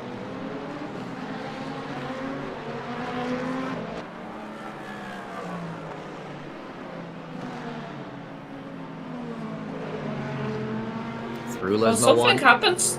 Spokowska's lost a lot of places as well. He's down in B6. Oh, you're right. Oh, holy cow, what happened there? Yeah, we've, I mean, we haven't fallen asleep, but we somehow seem to be missing everything as soon as Yeah. we stop looking at someone. It's like, we look at these people for 10 minutes straight. Nothing, well, I won't say nothing happens, but not all that much happens, and then as soon as we Oh. look away, the crazy stuff happens. I think another driver off. That's here. worth again. Yeah, that's worth again. Yeah, the second Wart no longer in the top 8. That is in 9th position now. So it's going from bad to worse And for another one. the second Wart brother, Alex Perry has That gone is- straight. Perry. Looks like he's got quite a bit more energy than some of his rivals, though, so potentially on a different strategy from them. Now, could we get that replay on what happened to Spokowska? Okay, let me find it. Oh, and we'll have to see that pretty quickly because Wohler already putting pressure on Khrushchev for the lead. Okay, here. Oh, Oh, he got touched. was there contact? Oh. I think there was with Wormstrand. Are we able to get an onboard of the other car in the replay? I'll try to. Oh, sorry, different one. Yeah, I'm not sure if there was contact. It didn't quite look like it at second glance. yeah. I mean, the game did not register contact, so it could have been minor. Yeah, that's very, very painful. I can't say I've had too many spins out of that corner myself, but maybe a good idea to switch those rear tires in the pit stop if they're going to be causing trouble like that. Very costly mistake, but Spokoskas now pretty much in the fight for not P3 anymore, but P4 between Ellico and McMahon. Oh, there was This traffic, is here for the- and Fuller Yes. is trying Side to by overtake for side. the lead.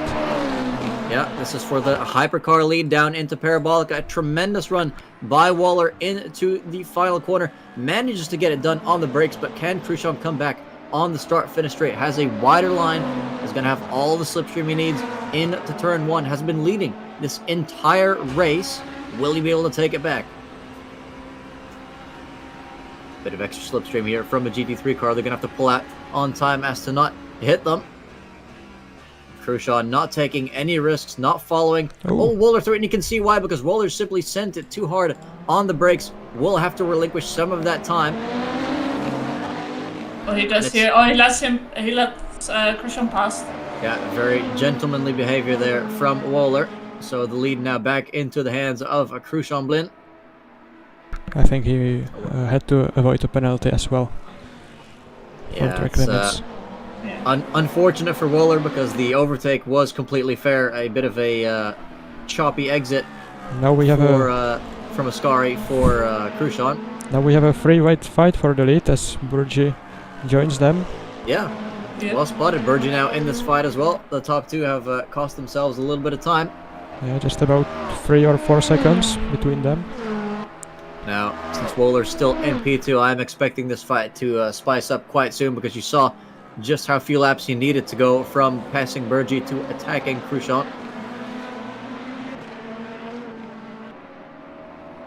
You can see Burgi just a little bit further behind than he'd want to be, 0.4 of a second more than Waller is off of the leader. As the GT3s continue to inch closer and closer, but not quite enough to warrant too much screen time.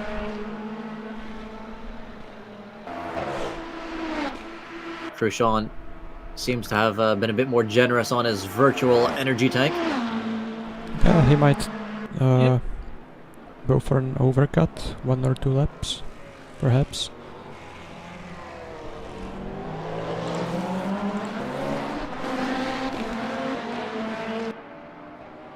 Now I'm just going to take another quick look at the quali results for these 3 drivers. Khrushchev, of course, was our pole sitter this race with a 35.8. Burgi started this race in second, just barely 0.2 behind. Andrew Taggart, unfortunately, no longer with us due to a PC crash. Started third, is out of this race, and Waller was immediately the next car on the grid, down in fourth with a 36.5. So not the best quality time for Waller. We can see he's more than making up for that in the race. I think we have something. The first, P8. Yeah, another battle. yeah. The first GT3 cars have started to pit as well, so I think we will see a lot of cars coming in soon. Fascinating. The speaking of the GT3 cars, that gap now between Jennings and Weed for the class lead, it's tripled since I last checked it out, from 2 seconds to 6.5. 12 seconds toward as well, so it's something significant's gonna have to happen to knock either of those two out of their class dominant position. Well, Ward has a lot more energy remaining in his tank, but yeah, he's quite far behind. Now it does seem like it's pretty much just gonna be a one stop for everyone at this rate. Yeah, we are almost halfway through the race. So I think it will take just 1 stop, given that we had no stop in Bahrain, which was 60 minutes.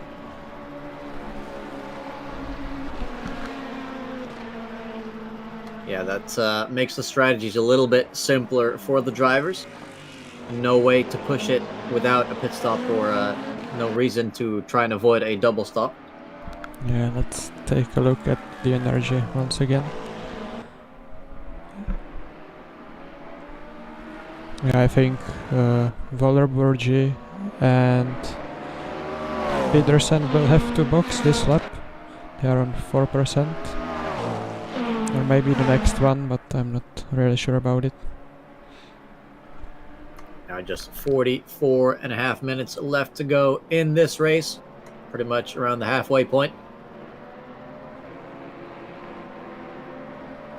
And it's been an almost flawless race from Khrushchev so far. Some minor mistakes that have kept the two behind him in the fight for the race lead, but nothing too dramatic that would put him out of contention whatsoever. Wohler doing a good, I won't say recovery race because he's pretty much been in the front the whole time, but doing well to work himself past both of the drivers currently in this battle at some stage, but due to a mistake earlier has had to relinquish the lead, and I think now him and Burgi both into the pits.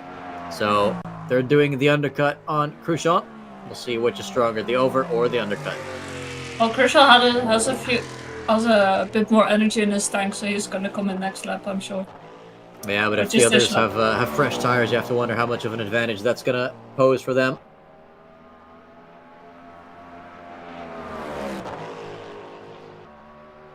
Peterson also joins them in the pits. Now, as for the tires that they put on, do these actually have tire warmers or do they come out cold? That's a good question. I think they come out cold, but I'm not sure. Because that's going to be very interesting as well. If they do come out cold, I mean, obviously Wohler and Burgi will come out on cold tires themselves, but by the time that Khrushchev comes out of the pits, their tires will be very warm. And if they're right behind Khrushchev and he's on cold tires, that could well make him extra vulnerable during the space of at least one lap. So now navigate to Scari for the final time before pitting. Now we can see 4 drivers that have not pitted in the hypercar class. Hold on, has Burgi's leapfrogged Wohler in the pits by quite a margin? I think that's a 10-second gap. Yeah. It is, yeah. So that's. I was more focused on the GT3 cars because they are all in the pits as well. It's showed that Veet has passed Jennings in the pits, but they're still pitting. Yeah, I do find it kind of funny. One of the only GT3 cars not in the pits is, of course, Booth, but you can only see the first 3 letters, so it's like, boo, he's not in the pits. Surprising you with the fact. Now, we do have the race leader coming into the box as well. Pit stop takes quite a long time out here. Wart staying out for another lap, so we do have a new race leader, though this is by no means a net race lead.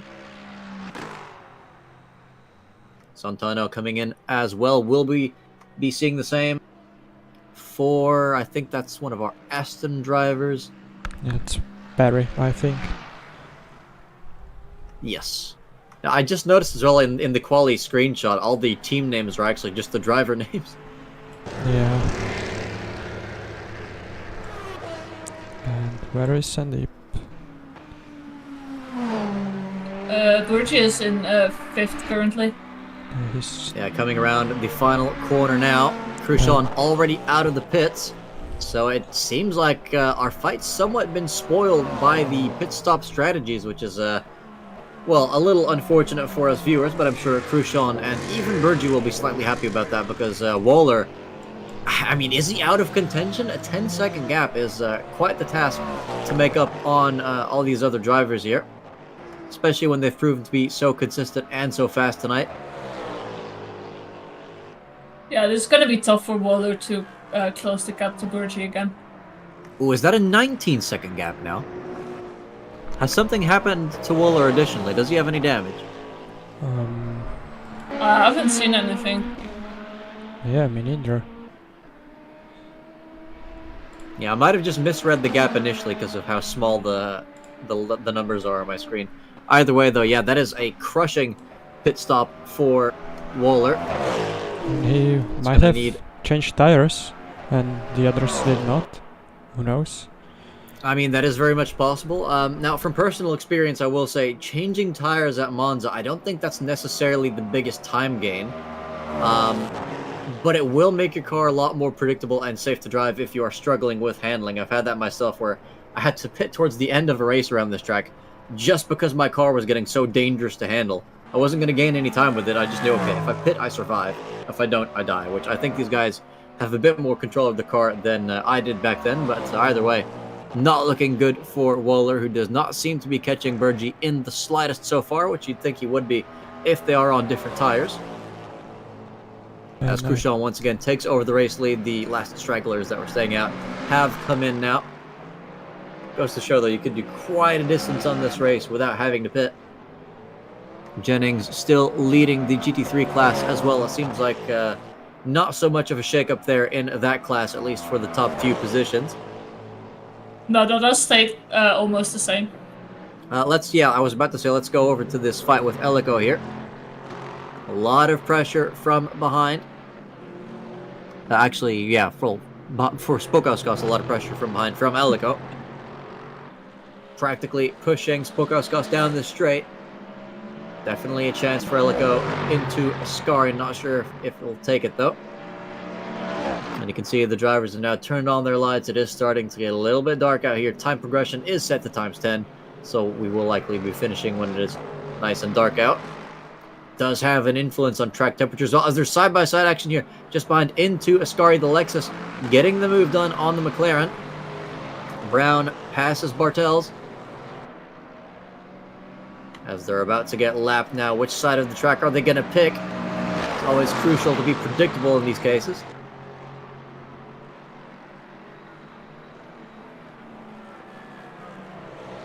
And Wart has actually come out in the hypercars 6.5 seconds ahead of Wohler.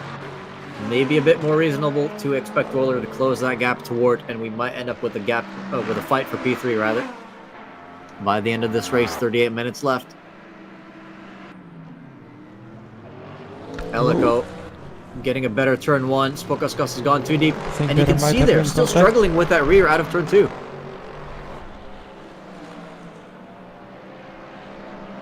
It's close. Yeah, close might be an understatement if we see an overtake into the next one, but we don't quite know which lines they're all going to pick. They stay with the racing line for now. Spokauskas not holding the inside line like his favorite granny. Oh, and there's as there was some lapping going on there. I think that's Bartels off the track. He'd overtaken Brown, but not legally.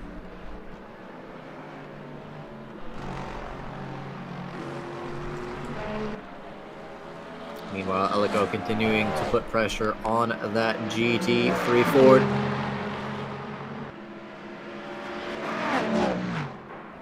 I really haven't seen too many moves into Ascari tonight, though, so I think a lot of drivers realizing the risks that does entail. Yeah, it does seem like the most, or like the best place for overtaking anyway. Yeah, I mean, I was about to say, even if your opponent has a horrible exit out of the second Lesmo, if you're barely able to pull out alongside, you might get the overtake done, but you're still going to lose a lot of time. Now, in general, I think it's better to get the overtake done, because, like, time loss is generally going to be worse anyway if you're stuck behind someone, but not every driver is going to be willing to make that trade-off. As actually for the hypercars now, Burgi is closing the gap on Khrushchev. It's down from 4 to 2.5 seconds, so we may well have a reignition of that lead fight. Wohler only 4.5 seconds back on Wart as well. I think we'll be seeing multiple fights brewing in hypercar class. Yeah, I think same can be said for the GT3s. I think they will not the top, like Jennings and Reed have like a very nice margin, but behind them we might have some battles going on. Yeah, I think Spokauskas wishing that Elico wasn't putting that much pressure on him. He's only 2.5 behind McMahon, which I think 2.5 is not an unreasonable distance to try and close over half an hour. But it's not going to be the first thing on your mind when you are getting absolutely hounded by a Lexus. Yeah, looking at the data, I see some contact between two hypercars. So let's take a look at it in the replay.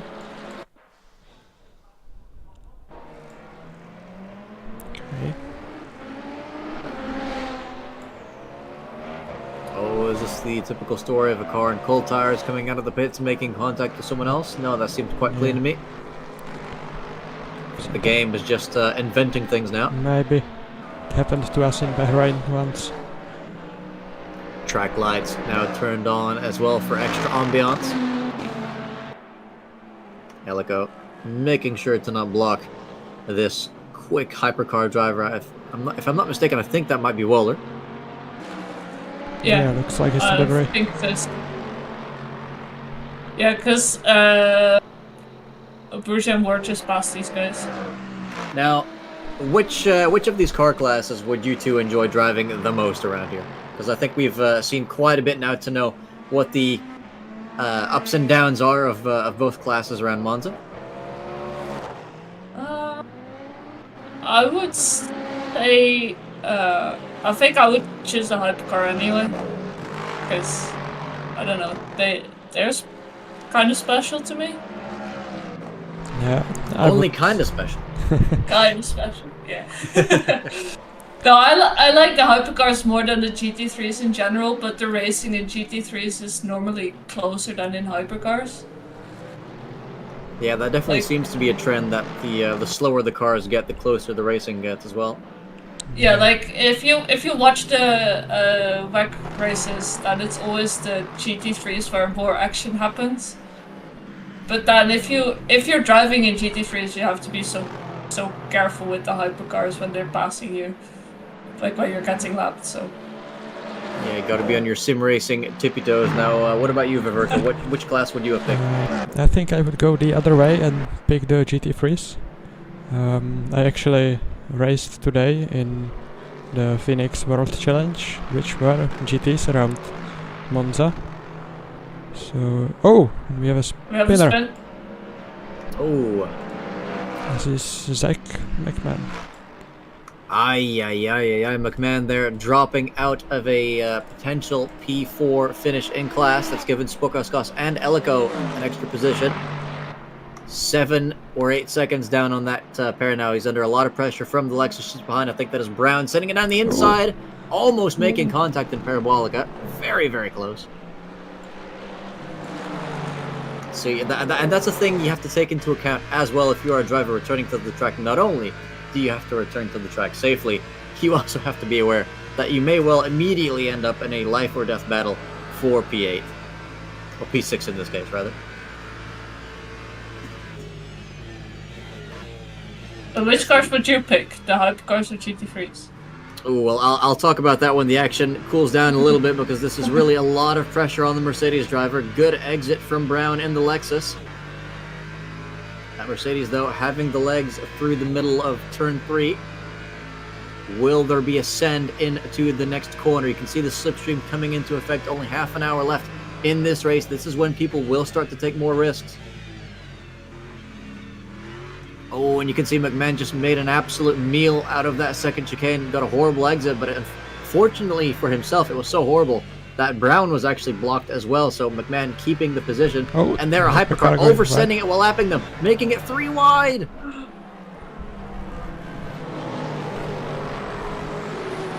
Brown slots back in behind, and I think there's another GT car getting involved. Is this now a 3-car fight for position? Looks like it. Oh, and Yeah, there's looks like hypercars it. trying to Oh, lap no. as well. They're 2-3 wide again. Very dangerous stuff. Who's going to come first into Ascari? The hypercar just has to wait as they touch, coming into Ascari. The McMahon's car, the Mercedes coming in just ahead, out of Ascari. Now 2-3 hypercars coming through as well. An absolute traffic jam forming with just half an hour left to go at night. Yeah, those hypercars are probably not too happy, but there's not much they can do about it. They are battling as well, actually. Yeah, I was about to say I was mistaken about 3 hypercars. It was just 2 because the 2 cars behind are both GT3s. This is all for position, almost a 4-car fight for P4. Or actually, wait, no, are those lapped to GT3s? Yeah, battling for P6. And the behind. Now Good these. question. Oh yeah. So I just can't see them all on the overlay. Yeah, So this yeah. is a Yeah. 4-car fight for position, and McMahon's Oh. oversent. He's gone off the track in turn 1. We'll have to give the place back to Brown, who indeed does take P6 once again. And that is now bringing the 2 behind, Booth and Bartels, back into this fight. More slipstream for those 2. Meanwhile, Wohler within almost a second now of 3rd place in the I almost said hyperclass, in the hypercar class. This Clean class as has like- got quite clicky. Say what? He has closed the gap quite quickly to Yeah, Wort definitely in front of him. putting a lot of pressure on Wort for sure, more than Burgi is putting on Crucial. That gap still 4 seconds to the race leader, who maybe go on board with the last car in this fight with Bartels.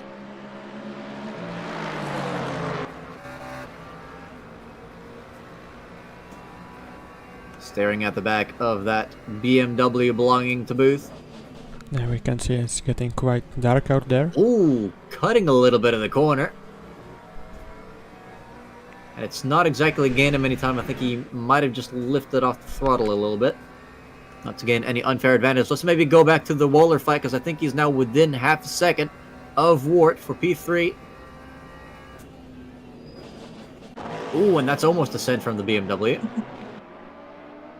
But I think something's going to be happening here very, very soon. This has been a fight that's been that we've been waiting for, really. And you can see Wort just struggling with the rear end of that car, flashing his lights. Is he telling Wohler to just pass him easily? Into Ascari, they go side by side. He's giving him the inside line, doesn't try to fight it. Wort down to 4th, Wohler up into 3rd. Yeah, another clean overtake in Ascari. I'll have to see that. Yeah, I think those are flashlights of happiness from maybe both drivers. Either way, a pit stop mistake rectified for Wohler. Let's go back to that 4-car GT3 fight. So far there hasn't been a change, I think. Well, we do have McMahon now, as apparently there's a gnat in my room also watching the race with us. Yeah, McMahon's still behind Brown after that earlier mistake in turn 1. Yeah. Under pressure from Booth.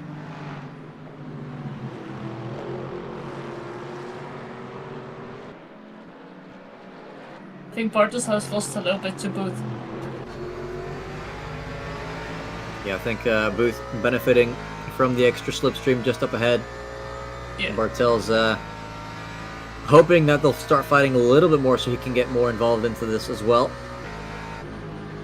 But yeah, that is one of the things that I just find a little bit sad about modern Monza is a lot of the corners around here, you can see right when the slipstream starts to really come into effect, that's when the next chicane comes. You can't just fly past people anymore. A little snap at the exit of the corner. Yeah, is that going to help Bartels down the straight? Yeah, it might.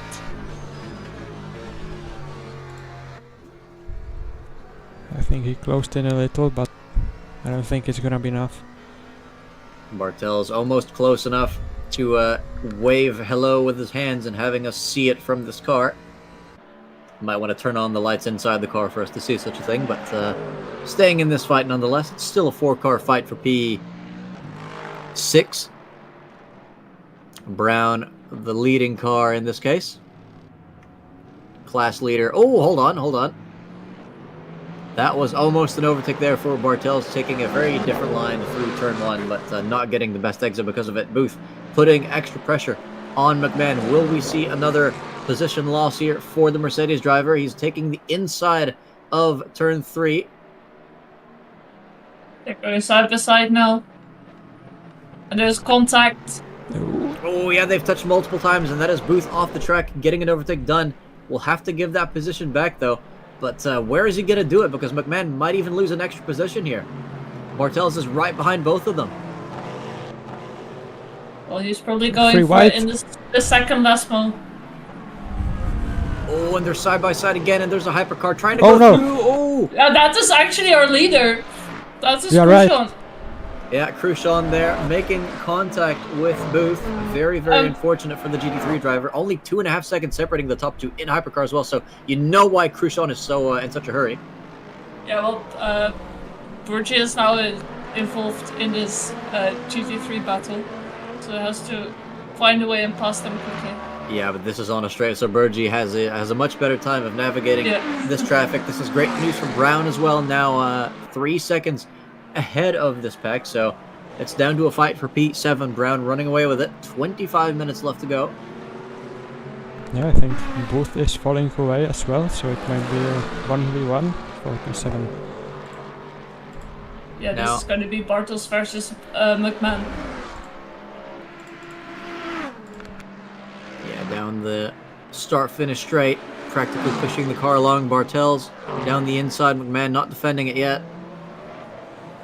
Is he going to try and send it around the outside on the brakes? Just isn't able to because Bartels claims the whole corner. McMahon trying a bit of a switchback. Not able to pull it off, but still close enough to get maximum slipstream through turn 3.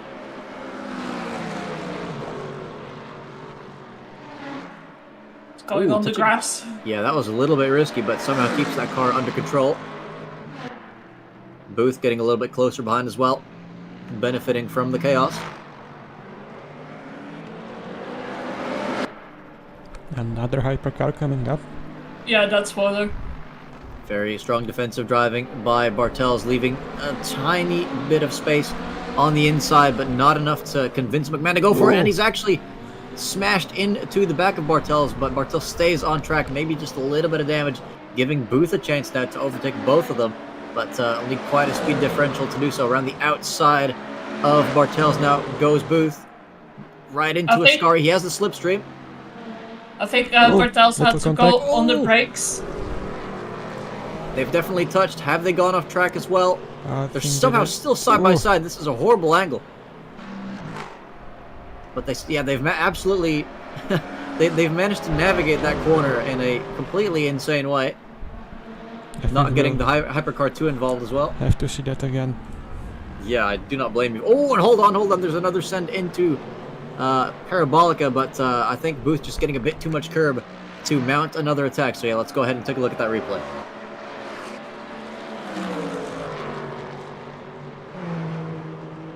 Let's hope it works this time. Is it this one? Nope, that's a different overtake. Well, let's watch it again anyway. Yeah, you can see here Bartels just claiming the entire corner. Very, very hot on the brakes. Okay. Well, the replay is not here for some reason. Well, we're back to our live battle between Booth and McMahon. I'm not sure where Bartels is. He's ahead of them. Yeah, you're so right. He's getting quite a bit of time now as well. Yeah, Bartels has pulled away.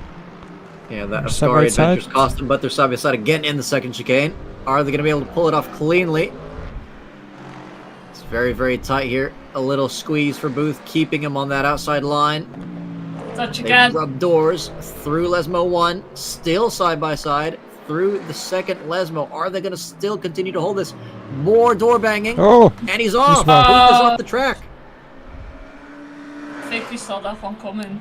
Into the he's wall. into the barrier as well. A disastrous end to his race. Will he be able to recover out of the gravel? Looks like he's got enough grip to do so. But that is the end of his challenge for P7 in this race. Another GT3 car in the background approaching. Could that be Franicek? Yes, it is. And 3 wide behind. Fords reignites as the hypercar is behind, or I guess that's just one hypercar. Is that one or two hypercars? I can't tell. Okay, it's just one. Yeah, it's one. Sibora, haven't seen him in a while. Fighting an Aston Martin. I think that's actually she. Wait. Oh. That's Emma Shibora, yes. Yeah, but we have two Siboras fighting here. The Skechers BMW bringing the fight to Zabaglo. I don't think we've given Zabaglo that much screen time yet. Yeah. Very nice Aston Martin livery. Just want to quickly shine a light on the hypercar battle as well. That gap between the top two, it's back up to 4.5 seconds. Burgie's charge has come to a halt. Wohlers continue to catch them though, but still 10 seconds behind. A big gap to bridge in just 20 minutes, but not impossible. Wart continues to drop time. Peterson may well end up catching them as well. Just 5 seconds separating those two. And 20 minutes is still enough. And one mistake and the gap is gone. Yeah, one mistake, especially if it's a spin, you can definitely expect to lose at the very least 6 to 8 seconds, depending on where and how you do it. Score though not able to challenge the Aston Martin driver too severely on this lap. Down in 12th position in class. Nice nifty side number there on that car.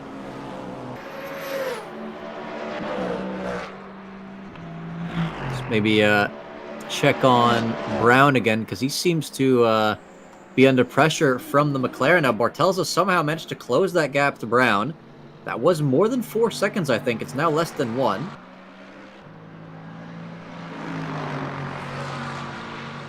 Oh, I think Bartelza's found the nitrous button. Yeah, he sure did. Because he got away from the fight behind him, and now he's gonna try and challenge Brown.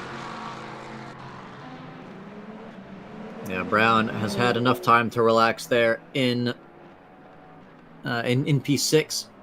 Yeah, looks like Of course, he was involved in that 4-car fight earlier. he might have relaxed too much. Being slower 1.5 seconds on the last lap than Bartos. Ooh. It's quite a difference. I wonder if that was a mistake or just no pace. Either way, this lapping hypercar is unlikely to make the situation any better for Brown. Definitely compromises entry into chicane number 2. Bartel's very much within striking distance now. 1 misplaced wheel, and that McLaren will be overtaking.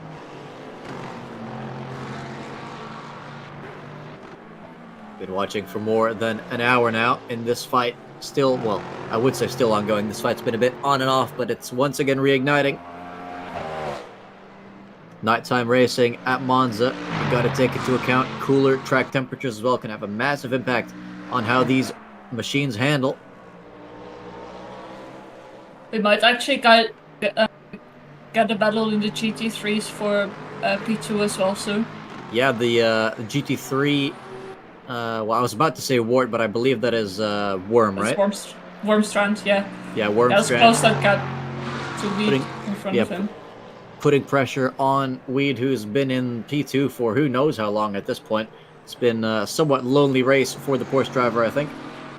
Yeah, he has been in P2 since the start, and then only during the pit stops. He might have lost that place, but then after the pit stops, he was back in second anyway. Here's Brown picking up a hypercar slipstream, which gets weaker and weaker by the second as the hypercar pulls away. Bartel's very much in the Lexus's tire tracks. Sends it deeper on the brakes, still makes the corner. Gaining and gaining. Not a half bad exit out of turn 1 as well, but looks like the Lexus is still safe for now.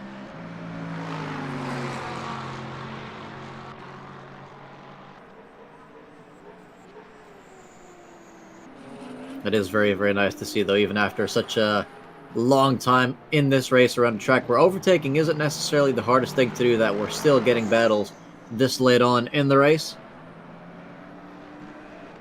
Through Lesmo 1. Brown taking the racing line quite nicely, not losing any time there. Second Lesmo, the harder of the two, on to the next straight. Taking a lot of curb, a bit more than the McLaren behind. Another hypercar lurking in the background, waiting to lap these two. They do both pick the same side to let the hypercar through. We've seen some cases earlier where that didn't happen, and it caused some confusion. Brown, though, holding on to that position for a little brief moment longer. It's sort of grown the gap to the McLaren behind of Bartelza just a tiny bit.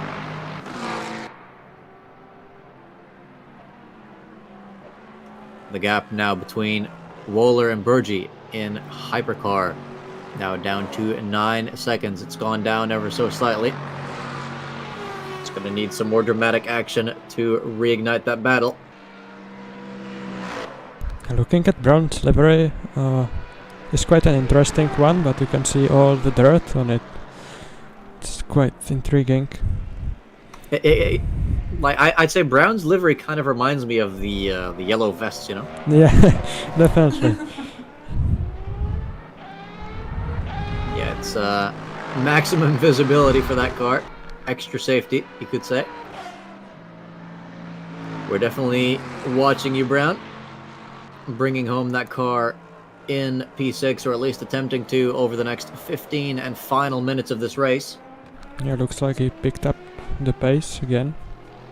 I mean, there was some traffic, but he was faster than Bartels on last lap.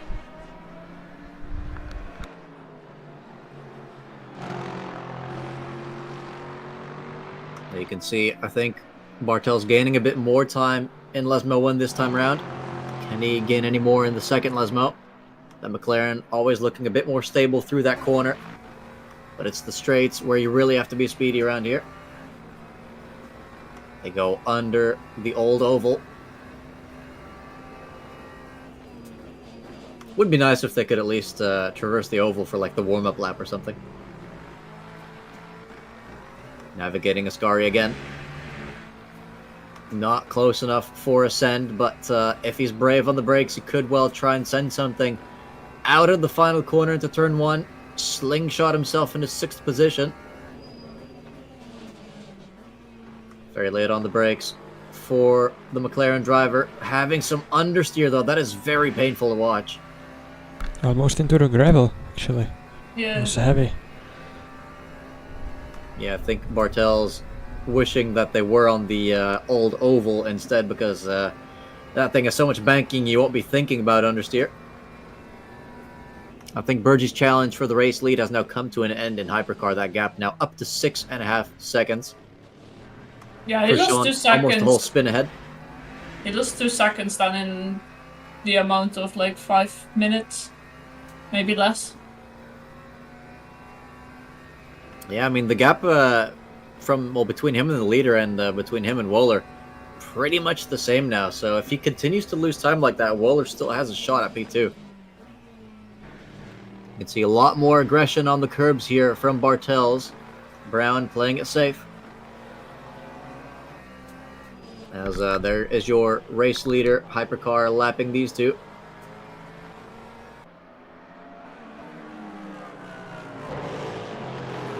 Not a fan favorite zone for lapping others. In GT3, for the top 3, the gap between Weed and the name was the Wormstrand. Yeah, Wormstrand. I mean, again, Wormstrand started in 9th position, so he's had quite a good race so far, bringing the fight to the top 2. That's quite an amazing turnaround, must be said. Now down to less than 2 seconds in that class. Any bad lapping scenarios for Weed? And I mean, we've seen some cars already lose positions because of that. I think Wormstrand was looking really quick in Bahrain in the first race, but then he had like an accident, if I remember correctly. So that threw him actually out of the battle for first. So he definitely does have the pace. Yeah, that is quite unfortunate to lose that much time due to an incident. But of course, with this race being 90 minutes instead of 60, does give you a bit more of a chance to recover if you have a mistake early on in the race. And this fight, I think, may well go down to the wire. Brown is not budging, but he's also not pulling away.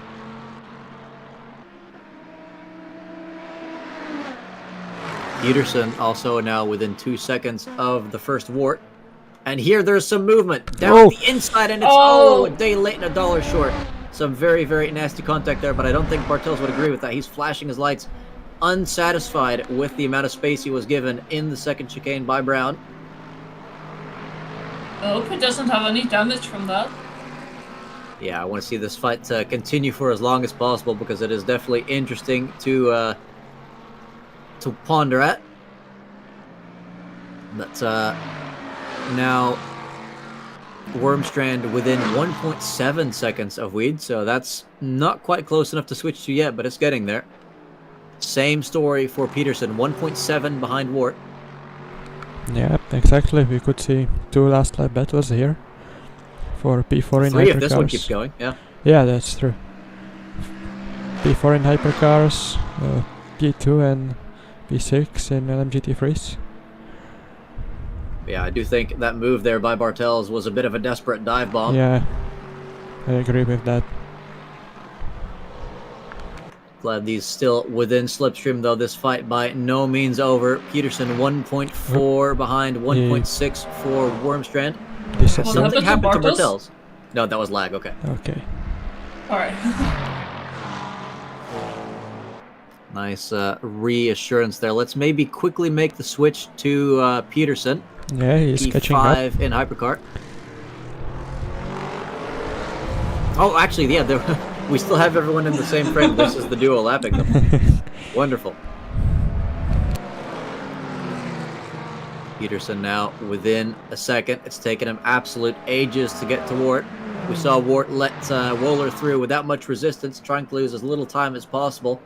Not sure. I mean, it's definitely saved him time to not fight Wohler, but it's not managed to keep him ahead of Peterson for, well, until the end of the race, because this is going to be a very, very tough battle to hold on to for 9 minutes. Yeah, we can see Peterson, the only one with the different strategy.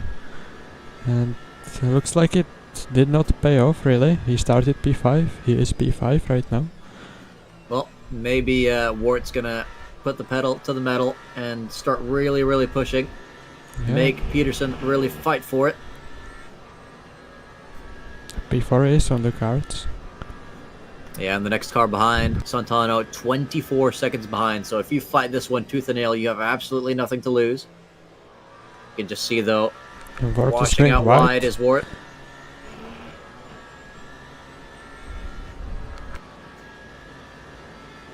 And I think the other Wart has just gotten back into the top 8, so something's happened down there in the midfield. All right.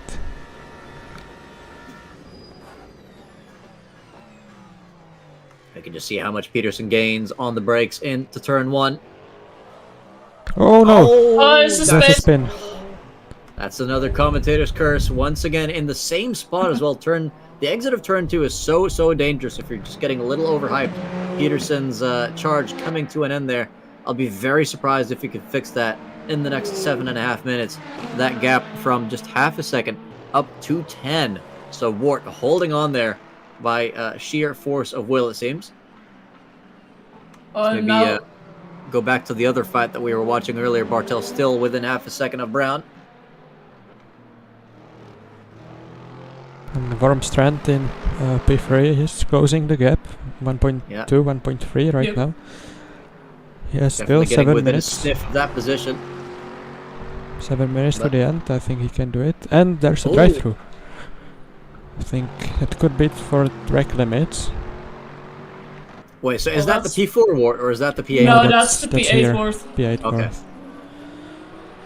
Yeah, that makes me wonder. I mean, we did see the second Wart get back into the top 8, so clearly overtook someone. I have to wonder if that was outside of track limits.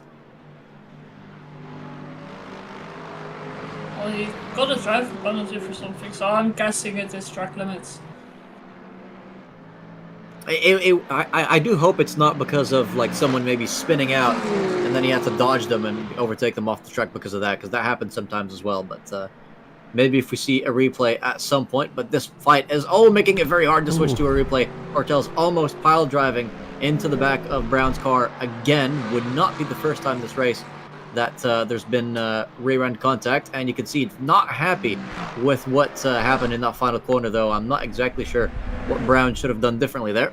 Yeah, I think he either overbraked himself or Brown braked a little earlier than he thought he would do. But the gap and look how much time he's gaining on the brakes again. That gap looked quite big in the final corner, but it's really not that big yet. 6 minutes left in this race. It's 1.3, same as Wormstrand. And Weed's also 1.3.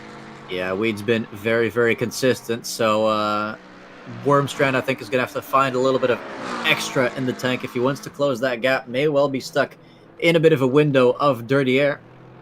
Oh, Wohler has closed the gap to 3 seconds. Right. Ooh, yeah, I saw that was just 5 seconds, maybe 1 lap ago, so a 2-second gain in a very short period of time. Maybe a mistake. 5 minutes left to go. Anything could happen at this point. Yeah. The game is telling me that there was contact between Brown and Bartels, so maybe that's why he was so mad. I think we can... Yeah, we'd have to see his onboard to see which one of the two had the more reasonable braking point. It's hard to tell from the offboard shots. We can take a look at it. If it loads. Ah, who turned on the lights? And... Oh, I think that's Bartel just oversending it again. Yeah. Yeah, can- maybe Brown had to go on the brakes a little bit to let the Maybe. hypercar pass. Let's take I mean, a for look at sure, it again from but different. like if you see when he turns in, it's basically at the actual point of the corner itself, so you really can't complain Ooh. about that too much. There might have been a touch. Yeah. We are right, there was the hypercar, so there's nothing to do. Yeah, I mean, but Bartel's just completely sent it into that corner like there was no one ahead of him. If you can see your opponent is offline and not going very quickly through the corner, the best you can do is just brake maybe a little bit later than usual, but tuck in behind. Don't go for a lunge. I mean, either way, though, he's still close enough to keep the fight going, so this is by no means over yet, but this hypercar not making things any easier for Bartels. This fight for P6 in GT3 continues on. Meanwhile, Wooler in third place, now 2 seconds away from Burgi in second in the hypercars. Yeah, and Wormstrand has lost a lot of time to weak, so I don't think there's gonna be change in position. Yeah, still a good recovery drive by Wormstrand, though. Definitely, but that gap is now 2. It was like 3 seconds. And Wooler setting fastest lap, so he's really closing down on Burgi. Yeah, while leaving the fastest laps incredibly late, but that just goes to show how he's pushing with absolutely everything he's got. New livery, new pace. A second and a half separating these two. Bartels within a second again, but not quite close enough for a lunge on Brown. Yeah, some traffic in the way, but looks like they've cleared it without a big problem. Let's go for another onboard shot there. Beautiful to see. Through Lismo 1. Taking that outside curb. Lesmo 2 now. Taking a little bit of inside curb, a lot of outside curb. Now just pray that your car can feel some extra horses down this straight. Ooh, A another drive-through drive-through. for Zabora. Not sure what that's for, but we might find out at a later date because this race is about to come to an end and we still have battles to watch. Yeah, but I would guess it's track limits again. What else?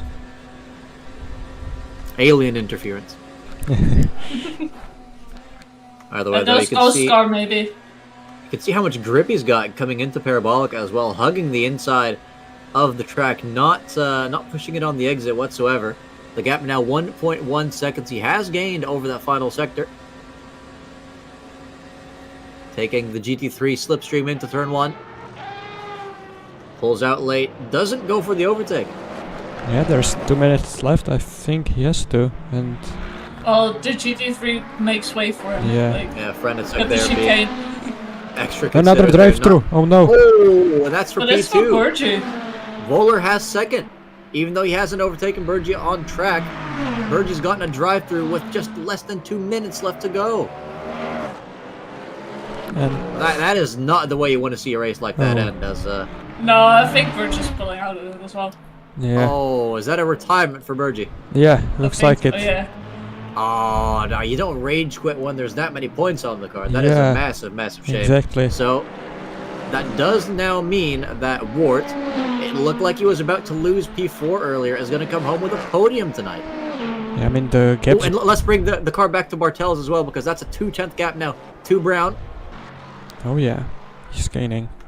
Down into Parabolica again. Brown holding that inside line, this time like it's his favorite granny.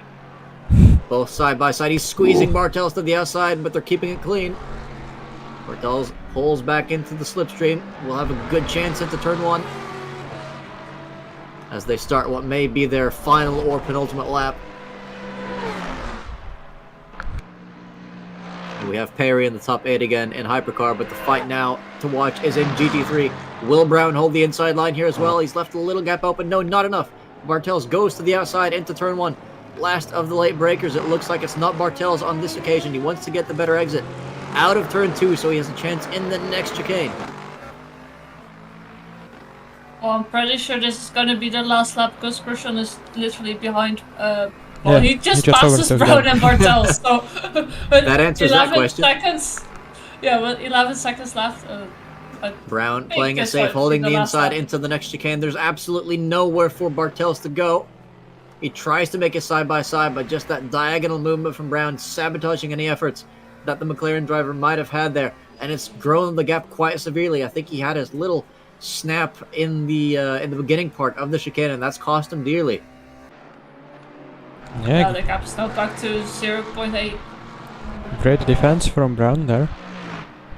Can he regain that lost ground with just a sector and a half left to go of tonight's race? It's been an hour and a half fighting from start to finish. And there's another hypercar might well spoil the fight for Bartels. Oh, we have confirmation that this is indeed final lap. So yep. This is... They literally have like 1 sector left. The hypercar has shown mercy on Bartels, does not overtake him before Ascari. But the gap is... Oh, hold on. What's the race leader? The race leader. Grisham has crashed. No Grisham way. has spun. Yeah, so Woller's going to win the race. Fuller simply won. Oh my, what? 2 minutes ago. 2 minutes ago, this man was in P3. And he's now leading the race and crossing the line to win the 90 minutes of Monza. Oh my word. How on Brown earth does has a stop and go. Brown has a stop and go. That battle as well. On the wait, how do you even serve that on the last lap? You cannot. Yeah. So is he getting disqualified then? Maybe. Oh my word, what an end to this race. So it's unorthodox, but Bartels takes home what is now P5. Absolutely incredible finish to this race. I have no idea what's going on. Looks like this is a very chaotic finish. Looks like Levi Jennings will take the win in GT3s if he does not spun. Yeah, Levi here with a significant lead to Weed. Still 3 seconds between second and third in this class as well. So unless they pull a Crucian, nothing's going to happen there. Yeah, I think we'll have to clip that. I think Jennings doesn't do so he's fine. He's going to finish in first. And then it's a 15-second gap to Weed, so we're waiting for him. Yeah, I think I'll pop in the replay instead of Kenzo spinning.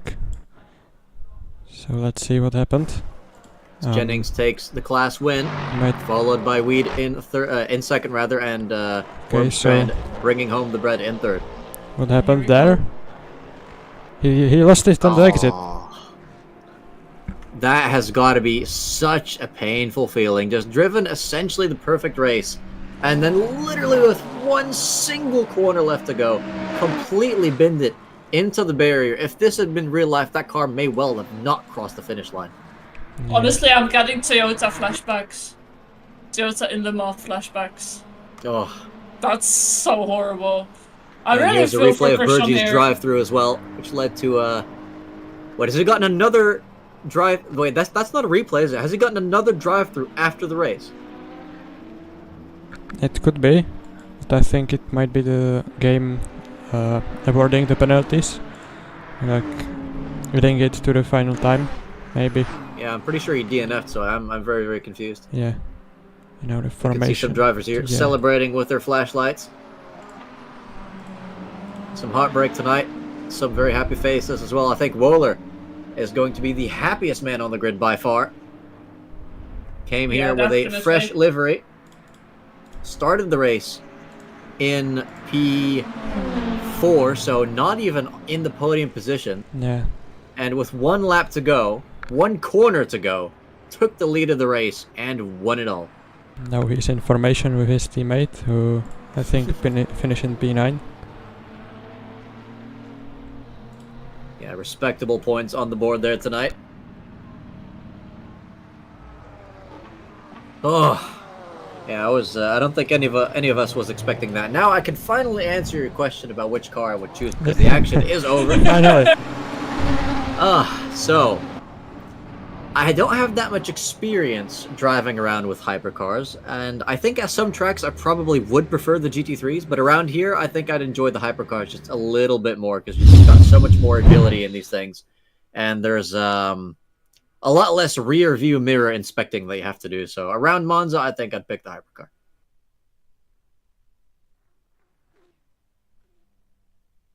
But yeah, that is the end of tonight's race. Not the end of tonight's stream, though, as we may still have some people here who want a post-race interview.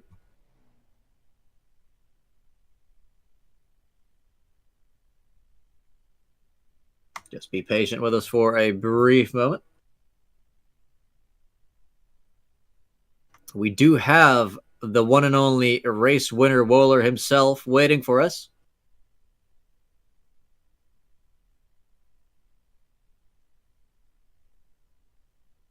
Are we ready to start the interview? Should I pull him in? Yeah, you can. All right. Welcome, Wohler. What an absolutely bonkers finish. Just before I congratulate you, 2 minutes left to go. You're in third place. The driver ahead of you gets a drive-through. Seemingly rage quits. We're not entirely sure what happened there. Then the race leader, who's led the race almost from start to finish, bins it with 1 corner left to go, and you pick up the pieces for a well-earned win. How do you feel? Well, I feel absolutely. I don't know what to say. It's well. I knew I had the pace. We thought your race was over after that pit stop. Yeah, I switched tires. The others didn't, and I think if I wouldn't have made too many mistakes in second stint, I would have maybe made it out of my own, because the pace was there, but I had some issues with my pedal because I loosed a bit on my braking, and that's not nice in a non-ABS car, I can tell you. Mm-hmm. But then I adapted to it and pushed again. Yeah, I was a bit lucky, of course. Of course, it's a bit unfortunate for Sandeep and also for Kenzo that they one gets in drive-through because he cuts the chicane, and the other one spins in the second last turn. But that's racing. I also could have done mistakes, but it was a really nice race. I had some really nice moments. There was some Code Brown moments. For example, I don't know if you've seen it, when I overtook Sandeep the first time. I've seen, he's staying behind these GT3s, and I did just go for the gap. Yeah, I hope no one we died did for catch that on the replay. I was, I'm just so happy because, as I said last time, I learned a lot still about these hypercars. I learned a lot today that I don't overpush these cars too much, which I did sometimes, and then I made some mistakes, but I can manage my tires actually really good. I had like no lockups, and I think, yeah, I'm just happy. I was a bit lucky today. Next time maybe Kenzo is a bit more lucky, and we're gonna see. But I really enjoyed these hypers. Yeah, I was gonna say one of the reasons that I said it was a deserved win as well was because you were bringing the fight to the top two, Bergie and it was Khrushchev. Yeah. Oh, hold on, I've messed up what's on my screen here. There we go. Okay, yeah. So you took the fight to them in the first stint. The fight was tragically cut short by the pit strategy, but even though you didn't necessarily catch them completely on pace, you were still catching them quite significantly. That just goes to show if you hadn't had that different strategy, I think that battle could have continued on for quite a bit longer, and you may well have re-overtaken them, because I believe you did actually briefly lead the race, but then you overshot a corner and had to give it back, yes? Yeah, there was the GT3 lead on the left side. I wanted to go for the move there, and then unfortunately I didn't see my braking point, so I overshot the corner, and I've decided between taking the track limit points and gaining an advantage, or just leave it and try to gain it in later in the race. I decided for the fair play version, and I think maybe that's what made. That's what made at the end the difference. Yeah, it paid off, and I want to ask you as well, because I mentioned myself earlier in the race that I've had some events at Monza before where I ended up pitting, not because it would give me better pace, but because it would put me on tires that felt safer to drive on. What was your main motivation for changing tires? Did your car feel sketchy by the end of that first stint? No, absolutely not. But I had my teammate Jacob told me, hey, maybe it's better to pit. Right now it's still warm, so the tires will heat probably better up. And he said to me last time he drove here in the 90-minute race, he had quite a few issues with one tires at the end of the stint. So I knew if I'm going to switch, yes, I'm going to lose time at the beginning, but you get time back if you keep the car consistent, which I did. And at the end, it was enough to pressure him. So he made a mistake. Also, thanks to Ben, who just let me pass. I saw him flashing before Ascari. I wasn't 100% 100% sure what he wants from me, but I think the intention was right, so I did go for the move, and he just lifted off. Thanks for him. I also made the impossible possible, you know. Yeah, I mean, So really thank you for that. we caught that as well. We figured he was trying to save some race time with that because at one point Peterson was right behind him until he ended up spinning out of turn 2, pretty much relinquishing any sort of fighting rights to Wart's position. And with everything that happened at the end, he's actually on the podium now as well. So that was quite the finish. Yeah, that was crazy. Finally a win in Hypercars. Is this your very first one? Yes. Actually, yes, I drove them quite long before the like a few seasons ago with the old tire model. They never fitted me so good, so I always kept making mistakes. But with the new one, I just feel more. It feels first at all on cold tires. It feels a bit weird, but when you get used to it and everything, and you know you're not over pushing, and then it's really good. Of course, it's hard to always drive at 100%. We've seen that. I made some really unfortunate mistakes, especially in Nesmo 1-2 today. Yeah, but at the end, finishing in first is what matters, I think. Yeah, and we do have some more people wanting to get interviewed now, so I will ask you one final question before I hand the mic to my co-commentators, and that is, you had great pace in the race, but yeah, I mean, you started P4 after qualifying. The gap was maybe about half a second. Where do you think you were losing that time in quali? Actually, first of all, the track was really hot, so 50 degrees. So the tires were just not there. Like they were there, but they were too hot, and that's one of my biggest main issues. I can't always, I never get my laps done in qualifying. I did it last season in Le Mans. There, I punched it, but for me, it's so hard to like go 101% without bottling the lap. Yeah, at the end, I don't focus too much on qualifying either because I know the race is longer than a 50-minute qualifying session, and if you, as we saw in Bahrain, the race can be already over in lap 1 when you get spun. So I focus more to keep it safe and set a good banker to get a good position for the start, which I did. Yeah, and that's everything. And I think race pace is just way more important. Even though I hot lapped yesterday the whole race on practice session, at the end, it just helped me in the race again. So yeah, I mean, there's only one thing in the end that you get points for, and that's not what happens in the qualifying session. So thank you very much for coming on. Do my fellow commentators have any more questions for our race winner tonight? I think he has answered everything. All right, thank you very much for coming on, Waller. Congratulations. Yeah, congratulations. Thank you. Enjoy this evening for many years to come. Yeah, I will. All right, see you guys. Have a good one. Yeah. See ya. Next up, I mean, they are both muted, so I hope they unmute when we drag one of them in here. Go ahead and invite Burgie in. Was our just quickly double checking. Yeah, that was going to be our second place finisher, but ended up I think DNFing. So welcome, Burgie. That was a very confusing end to an otherwise strong race. Yeah, I'm just pretty annoyed by that because I had the pace. This is literally the first time I've had the pace in LMU since getting the game, because this is my 5th or 6th race on LMU. And I was just doing some laps earlier, and out of nowhere, it just clicked, like when I was driving. Anyway, towards the end, I was pushing quite hard. I cut the first chicane. I was on 2.5 track limit points, and I even lifted for the delta, and it's like, you know what, you're getting a drive-through. So I was just like, there's no point finishing. Yeah, I definitely 88 minutes. I was just like, I couldn't be bothered. Yeah, I mean, for one, I question the fact that a game has half a track limit point to begin with. But on the other hand, you are still racing for quite a few points here. I understand the frustration, but you could have brought home a podium still. Yeah, that's right. Just do it for fun, innit? So.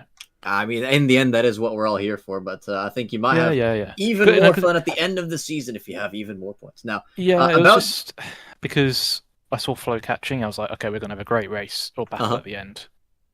And I just got the drive through. It's just like completely ruins it. You know. Yeah, no, I definitely understand. And there's the fact that you guys have been fighting in the first stint as well. A lot of build up to it. Tell us a bit about those battles in the first stint before the pit stop separated you all. Yeah. I wasn't sure how much Kenzo was pushing. He did definitely save more than me and Flo did. I sort of was 50-50 on saving, but then I had to pull away from Flo and not lose time.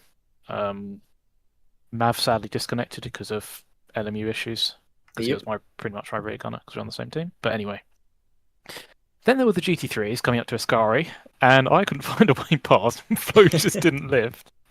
And yeah, he got past then. And then I jumped him in the stop because he changed tyres. I think I could have held on till the end. I did make a couple of mistakes. I think he did as well, but... Yeah, I mean, it was interesting because we saw the first time around when Waller overtook you, he put quite a bit of pressure on Cruchon for that lead, but it did take him quite a while to get past you. So what would you say is the most crucial thing to defend around this track? Well, I had the lowest top speed. I just had way more exit speed because he was taking too much entry into the chicanes.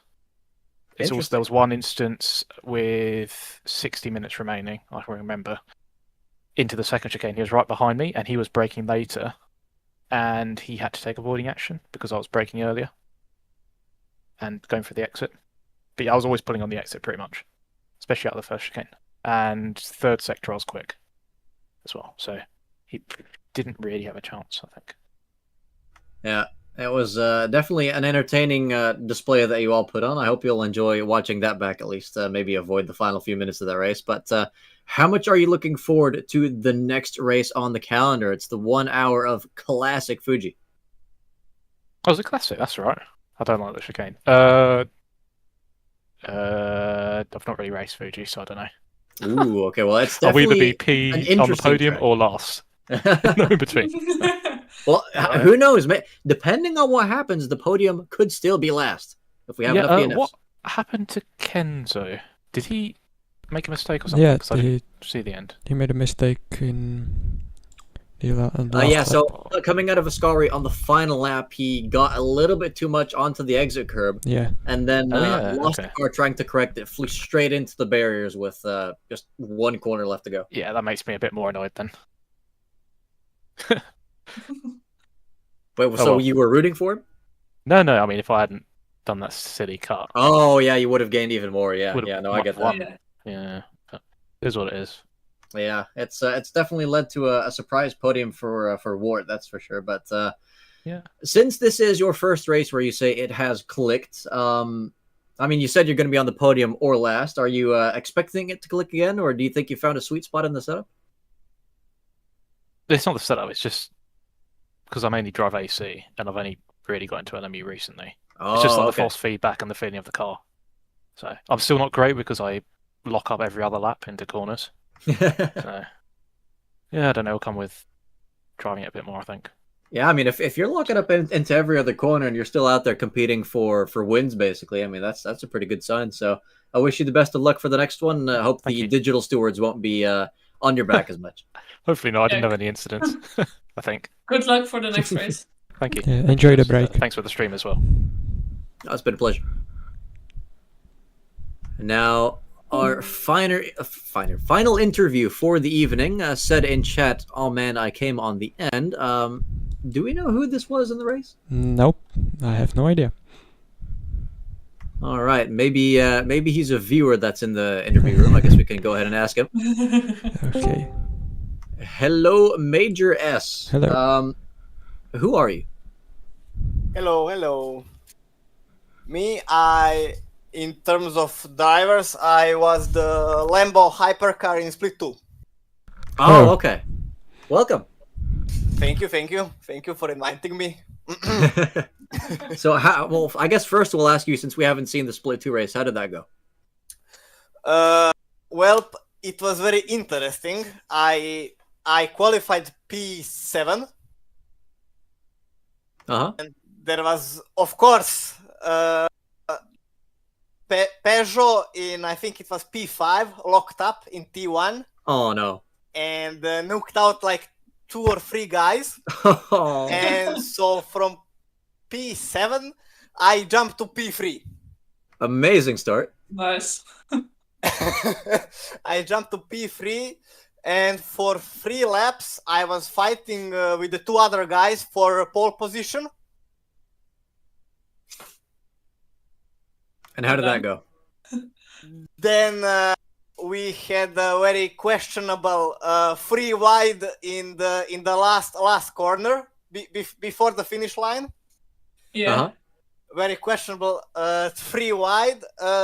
Then the guy in the middle caught the rear of the guy on the far left, and the guy in the middle spun.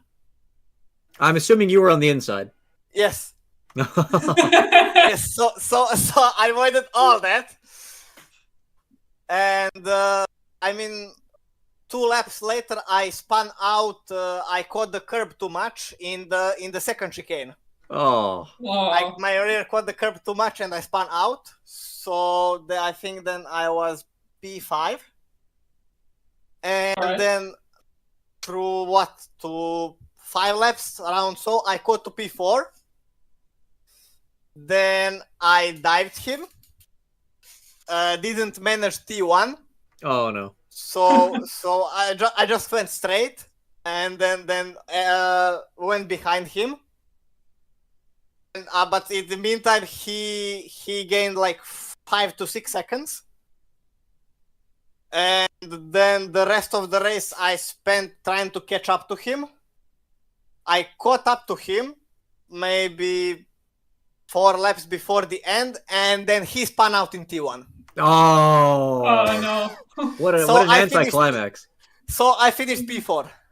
Well, congratulations. That's almost on the podium there. I think with a little bit more people spinning out, you may well have made that one. But no, either way, great place to finish in 4th. Now, how much of this race in Split 1 did you catch?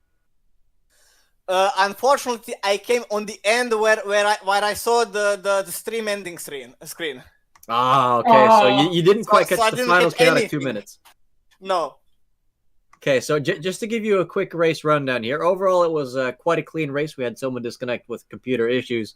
Some incidents, of course, some people flying off in Ascari. But the main drama of this race was the top 2 drivers, both getting into shenanigans in the final 2 minutes. So we had our P2 driver gets a drive-through penalty with 2 minutes left to go, and then rage quits. And then the race leader, who's led almost the entire race, like maybe a good 98% of the race, in the final lap with 1 corner left to go, crashes into the barrier. And the guy in 3rd, who had a really, really lengthy pit stop, we thought his race was over in the middle of it, ended up winning the race, and there was a surprise podium for the guy in 3rd as well. So it was seems like it was drama in both splits tonight. Okay, interesting. I heard from a friend that joined in like 2 minutes before the start of the race in split 3. He finished P3. Hey, congrats to him as well. Yeah. Yeah, I mean that is I'm glad he was still able to make it, because a little bit later and he would have lost out on a good haul of points. I mean he joined this evening. I was starting the stream, and then he joined in, and he was like, what is this league? I never heard of it.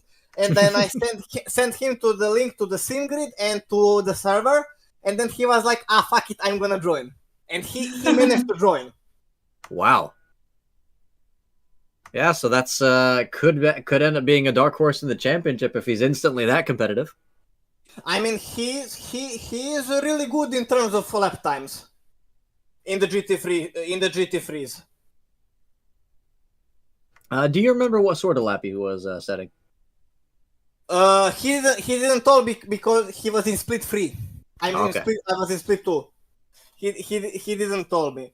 But in terms of pace, at least if he compare Le Mans in GT3s, he can do comfortably 59s. All right. Well, if he ends up improving even more on that, who knows? He might have to get forcibly promoted. But thank you very much for coming on, Major. Do you have any more messages for our viewers tonight before we close down the stream for the night?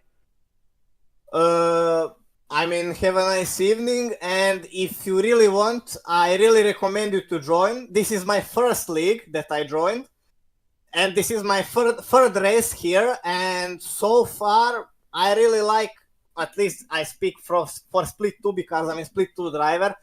So far, even as a hypercar, I didn't have any special incidents or crashes with GT3s or such, so I really recommend this league. Yeah, you just came within 3 micrometers of multiple huge crashes. That's all.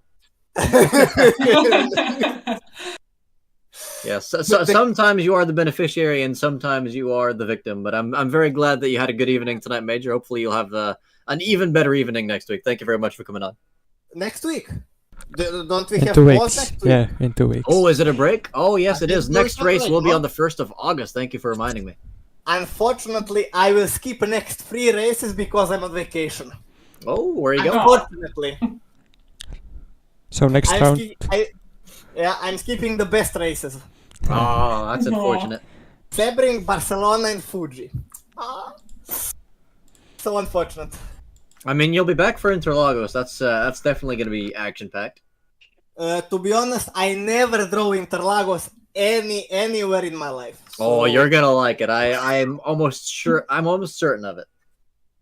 And I'm gonna drive it in the hardest car class available in LMU. Yeah, I think the one thing to look out for there will be the lap traffic, because you'll probably be lapping them in some unorthodox corners. There are not a whole lot of straights around that track, but definitely a very great place for racing. So thank you very much for coming on, and we'll see you again in the future, I'm sure. Thank you for inviting me. Yes, of course.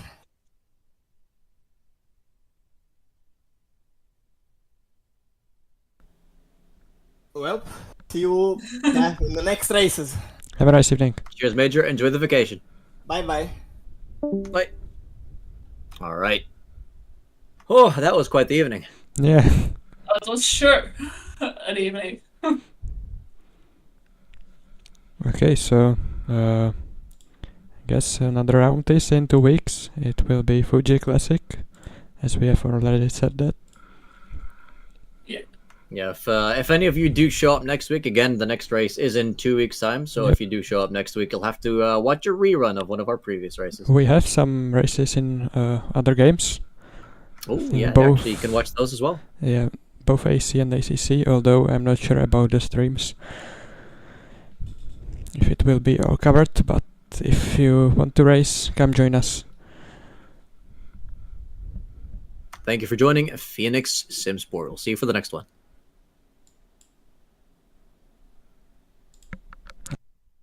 Stream stopped.